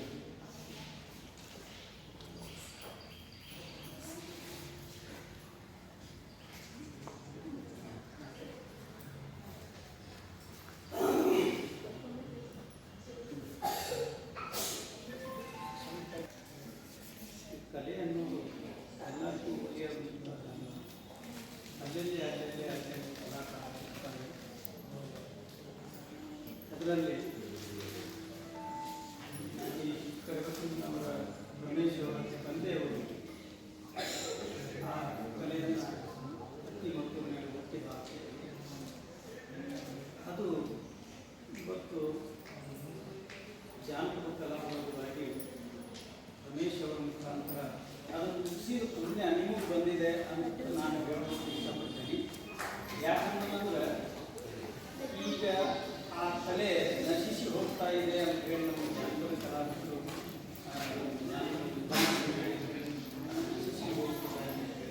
ನಶಿಸಿ ಹೋಗುವುದನ್ನ ಮತ್ತು ನಶಿಸುವಂಥ ಕೆಲಸವನ್ನು ಮಾಡ್ತಾ ಇದ್ದೀವಿ. ಅದು ಈಗ ಮುಂದಿನ ದಿನಾಂಕದಲ್ಲಿ ನೀವು ಮುಗಿಸಿದಂಥ ಪುಣ್ಯ ನೀವು ಬಂದಿದೆ. ಯಾಕಂತಂದ್ರೆ ಈ ಮುಂದಿನ ತಲೆಮಾರಿನ ಅಲ್ಲಿ ಪ್ರದರ್ಶನ ಮಾಡಿದ್ದೀವಿ. ಆ ಪ್ರದರ್ಶನ ಮಾಡಿ ನಮ್ಮ ಗುರಿಯನ್ನ ಮುಟ್ಟಿದ್ದೀವಿ, ಶಿಖರವನ್ನು ಏರಿದ್ದೀವಿ. ಆ ಶಿಖರವನ್ನು ಏರುವಾಗ ಜೊತೆಗಾದಿಗಳಾಗಿ ಬಂದಂತಹ ಎಲ್ಲ ಕಲಾವಿದರ ಪಾಲಕರು ಎಲ್ಲರೂ ನಮ್ಮನ್ನು ಹುದುಂಬಿಸಿ ನಮಗೆ ಆಸರೆಯಾಗಿ ಮೇಲೆ ಹತ್ತಲಿಕ್ಕೆ ನಮಗೆ ಸಹಕರಿಸಿದ್ದಾರೆ. ಅವರನ್ನು ನೆನೆಸಬೇಕಾದದ್ದು, ಅವರನ್ನು ಸ್ಮರಿಸಬೇಕಾದದ್ದು ನಮ್ಮ ಆದ್ಯ ಕರ್ತವ್ಯ ಅಂತ ಹೇಳಿ ತಿಳ್ಕೊಂಡು ಮುಂಚೂಣಿಯಲ್ಲಿರ್ತಕ್ಕಂಥ ರಮೇಶ್ ಕರ್ಬಸನ್ನವರು ವಿಚಾರ ಮಾಡಿದ್ದು ಬಹಳ ಸಂತೋಷದಾಯಕ ಸಂಗತಿ. ನಾವು ನೀವೆಲ್ಲ ತಿಳ್ಕೊಂಡು ನಾವು ಸಾಧನೆ ಪಥದಲ್ಲಿ ಗೈದಂತಹ ಸಾಧನೆಯನ್ನು ನೆನೆಸ್ತಾ ಸಿಹಿ ಭೋಜನವನ್ನು ಸವಿದು ಈ ಜಾನಪದ ಸಂಸ್ಕೃತಿ ಸತತವಾಗಿ ನಿರಂತರವಾಗಿ ಉಳಿಲಿ ಬೆಳೀಲಿ ಅನ್ನುವ ನಿಟ್ಟಿನಲ್ಲಿ ಈಗ ಹಾಕಿಕೊಂಡಂತಹ ಯೋಜನೆ ಬಹಳ ಅರ್ಥಪೂರ್ಣವಾಗಿದೆ ಅನ್ನೋದನ್ನು ನಾನಿಲ್ಲಿ ಬಿಂಬಿಸಿ ಇಂಥ ಒಂದು ಕಾರ್ಯಕ್ಕೆ ಸದಾ ಬೆಂಗಾವಲಾಗಿ ನಮ್ಮ ಜೀವಿ ಕಲಾ ಬಳಗ ಈ ಲಾಸ್ಟ್ ಇಲ್ಲಿ ಕೆಲವು ಜನರಿಗೆ ಗೊತ್ತದ ಜೇಜಾಜಿ ಬಗ್ಗೆ ಹೇಳಿದ್ದೆ ನಾವು. ಜೇಜಾಜಿ ಅನ್ನುವಂಥವು ಎಲ್ಲ ಕೂಡಿ ಕೆಲಸ ಮಾಡ್ತಾ ಇದ್ದಾವೆ, ಜೇದೊಳಗೆ ಅದಾವು ಅಂತೇಳಿ. ಈ ಜೇಜಾಜಿ ಅನ್ನುವಂಥ 3ಕ್ಕೂ ಇವತ್ತೇನು ಇಲ್ಲಿ ಮುಖ್ಯ ಸ್ಥಾನದಾಗ ಕುಂತಲ್ಲ ಮೋಹನ್ ಲಿಂಬಿಕಾಯರು 3ಕ್ಕೂ ಒಂದು ರೀತಿ ಆತ್ಮ ಇದ್ದಂಗನ. ನಮ್ಮ ಜನಪದ ಜಗತ್ತಿಗಿರ್ಬೋದು, ಜಾನಪದ ಕಲಾ ಬಳಗಕ್ಕಿರ್ಬೋದು, ಜೀವಿ ಕಲಾ ಬಳಗಕ್ಕಿರ್ಬೋದು, ಇವೇ ಜೇಜಾಜಿ. ಈ ಜೇಜಾಜಿ 3ಕ್ಕೂ ಕೂಡ ಮೋಹನ್ ಲಿಂಬಿಕಾಯರು ಒಂದು ರೀತಿ ಅಂತರ್ಗತವಾದಂತಹ ಶಕ್ತಿ ಇದ್ದ ಹಾಗೆ ಅಂಥವರೊಬ್ಬ ಮುಖಂಡತ್ವದಲ್ಲಿ ಇವತ್ತಿನ ಸಭೆ ಬಹಳ ಸೊಗಸಾಗಿ ಅರ್ಥಪೂರ್ಣವಾಗಿ ನಡೀತಾ ಇರೋದು ಬಹಳ ಖುಷಿಯಾಗಿದೆ ಅಂತ ಹೇಳಿ ನಮ್ಮ ಲಿಂಬಿಕಾಯ ಸರ್ ಅವರ ಒಂದು ಮಾರ್ಗದರ್ಶನ ಅಥವಾ ಆಶ್ರಯ, ಅವರ ಬೆಂಬಲ ಪ್ರೋತ್ಸಾಹ ನಮ್ಮ ಜೇಜಾಜಿಗಳಿಗೆ ಸದಾ ಇರಲಿ ಅಂತ ಹೇಳಿ ನಾನು ಅವರಲ್ಲಿ ಕೇಳ್ಕೊಂಡು ಸರ್ ಜೇಜಾಜಿ ಅಂತ ಹಿಂದೊಂದು ಕಾರ್ಯಕ್ರಮದೊಳಗೆ ನಾವಿಲ್ಲಿ ಕೊಟೇಶನ್ ಮಾಡಿಕೊಂಡು ಲಿಂಬಿಕಾಯ ಸರ್ ಜೇಜಾಜಿ ಅನ್ನುವಂಥದ್ದು ನಾವು ಇಲ್ಲಿ ಹುಟ್ಟಾಕೊಂಡಿದ್ದೀವಿ. ಜೇಜಾಜಿಗೆ ನೀವು 3 ಜೇಜಾಜಿಗೂ ಒಂದು ಆತ್ಮ ಇದ್ದಂಗೆ ಅಂತ ಹೇಳಿ ನಾನು ಮಾತಾಡಿದೆ. ಅವು ಯಾವಪ್ಪ ಅಂದ್ರೆ ಒಂದು ಜಾನಪದ ಜಗತ್ತು ನಿಮ್ಮ ಎದುರುಗಡೆ ಕೂತದ, ಇನ್ನೊಂದು ಜಾನಪದ ಕಲಾ ಬಳಗ ನಿಮ್ಮ ಬಲಗಡೆ ಇದೆ, ಇನ್ನೊಂದು ಜೀವಿ ಕಲಾ ಬಳಗ. ಈ ಜೇಜಾಜಿಗಳಿಗೆ ಒಂದು ಕ್ರಿಯಾಶಕ್ತಿಯಾಗಿ ನಮಗೆ ಬೆನ್ನು ತಟ್ತಾ ಇರುವಂಥವ್ರು ಅನ್ನೋದನ್ನ ನಾವು ಒಪ್ಪಿಕೊಂಡು ಅವರ ಮಾರ್ಗದರ್ಶನದಲ್ಲಿ ಮುನ್ನಡೀತಾ ಇದ್ದಾರೆ. ಇವುಗಳಿಗೆ ಇನ್ನೂ ಹೆಚ್ಚಿನ ಶಕ್ತಿಯನ್ನ ಅವರು ಕೊಡೋದ್ರ ಜೊತೆಗೆ ನೀವೆಲ್ಲ ಪ್ರೇಕ್ಷಕರಿದ್ರೆ ಯಾವಾಗಿದ್ರು ಹೇಳೋದಕ್ಕಿಂತ ಕೇಳೋದು ಗೊತ್ತಾಗೋದು. ಇಲ್ಲಿ ಏನೇ ಪ್ರದರ್ಶನ ನಡೆದ್ರು, ಹೇಳಿದ್ರು, ಹಾಡಿದ್ರು, ಕುಣಿದ್ರು, ಅದಕ್ಕೆ ಅದು ಮುಖ್ಯ ಅಲ್ಲ. ಅದಕ್ಕಿಂತಲೂ ಮುಖ್ಯ ನೀವು ಕೇಳೋರು ನೋಡೋದಿಲ್ಲ, ನೀವು ಬಹಳ ಮುಖ್ಯ. ಯಾಕಂದ್ರೆ ಹೇಳುವ ಸಾಧನ ನೋಡ್ರಿ ಬಾಯಿ, ಹೇಳುವ ಸಾಧನ ಕಿವಿ, ನೋಡುವ ಸಾಧನ ಕಣ್ಣು. ಈ ಹೇಳುವ ಸಾಧನಕ್ಕಿಂತ ಎರಡು ಮೇಲೆ ಹೇಳುವ ಸಾಧನ ಬಾಯಿ, ಇದಕ್ಕಿಂತ ಮೇಲೆ ಕಿವಿ ಇದೆ, ಅದಕ್ಕಿಂತ ಮೇಲೆ ಕಣ್ಣಿದೆ. ಅದಕ್ಕೆ ಹೇಳೋರ್ಕಿಂತಲೂ ಹೇಳೋರು ನೋಡೋರು ದೊಡ್ಡವರು ಅನ್ನೋದು ಶಾಸ್ತ್ರ ಹೇಳ್ತದೆ. ಅದಕ್ಕೆ ನೀವು ದೊಡ್ಡ ಮನಸ್ಸಲ್ಲೇ ಇಲ್ಲೆಲ್ಲ ನಡೆಯುವುದನ್ನ ಪ್ರೋತ್ಸಾಹ ಕೊಟ್ಟು ನೋಡಿ ಕೇಳಿ ಗುರುತಿಸಿರಲ್ಲ. ನಿಮಗೂ ಕೂಡ ಧನ್ಯವಾದಗಳನ್ನು ಅರ್ಪಿಸಿ ಈ ಒಂದು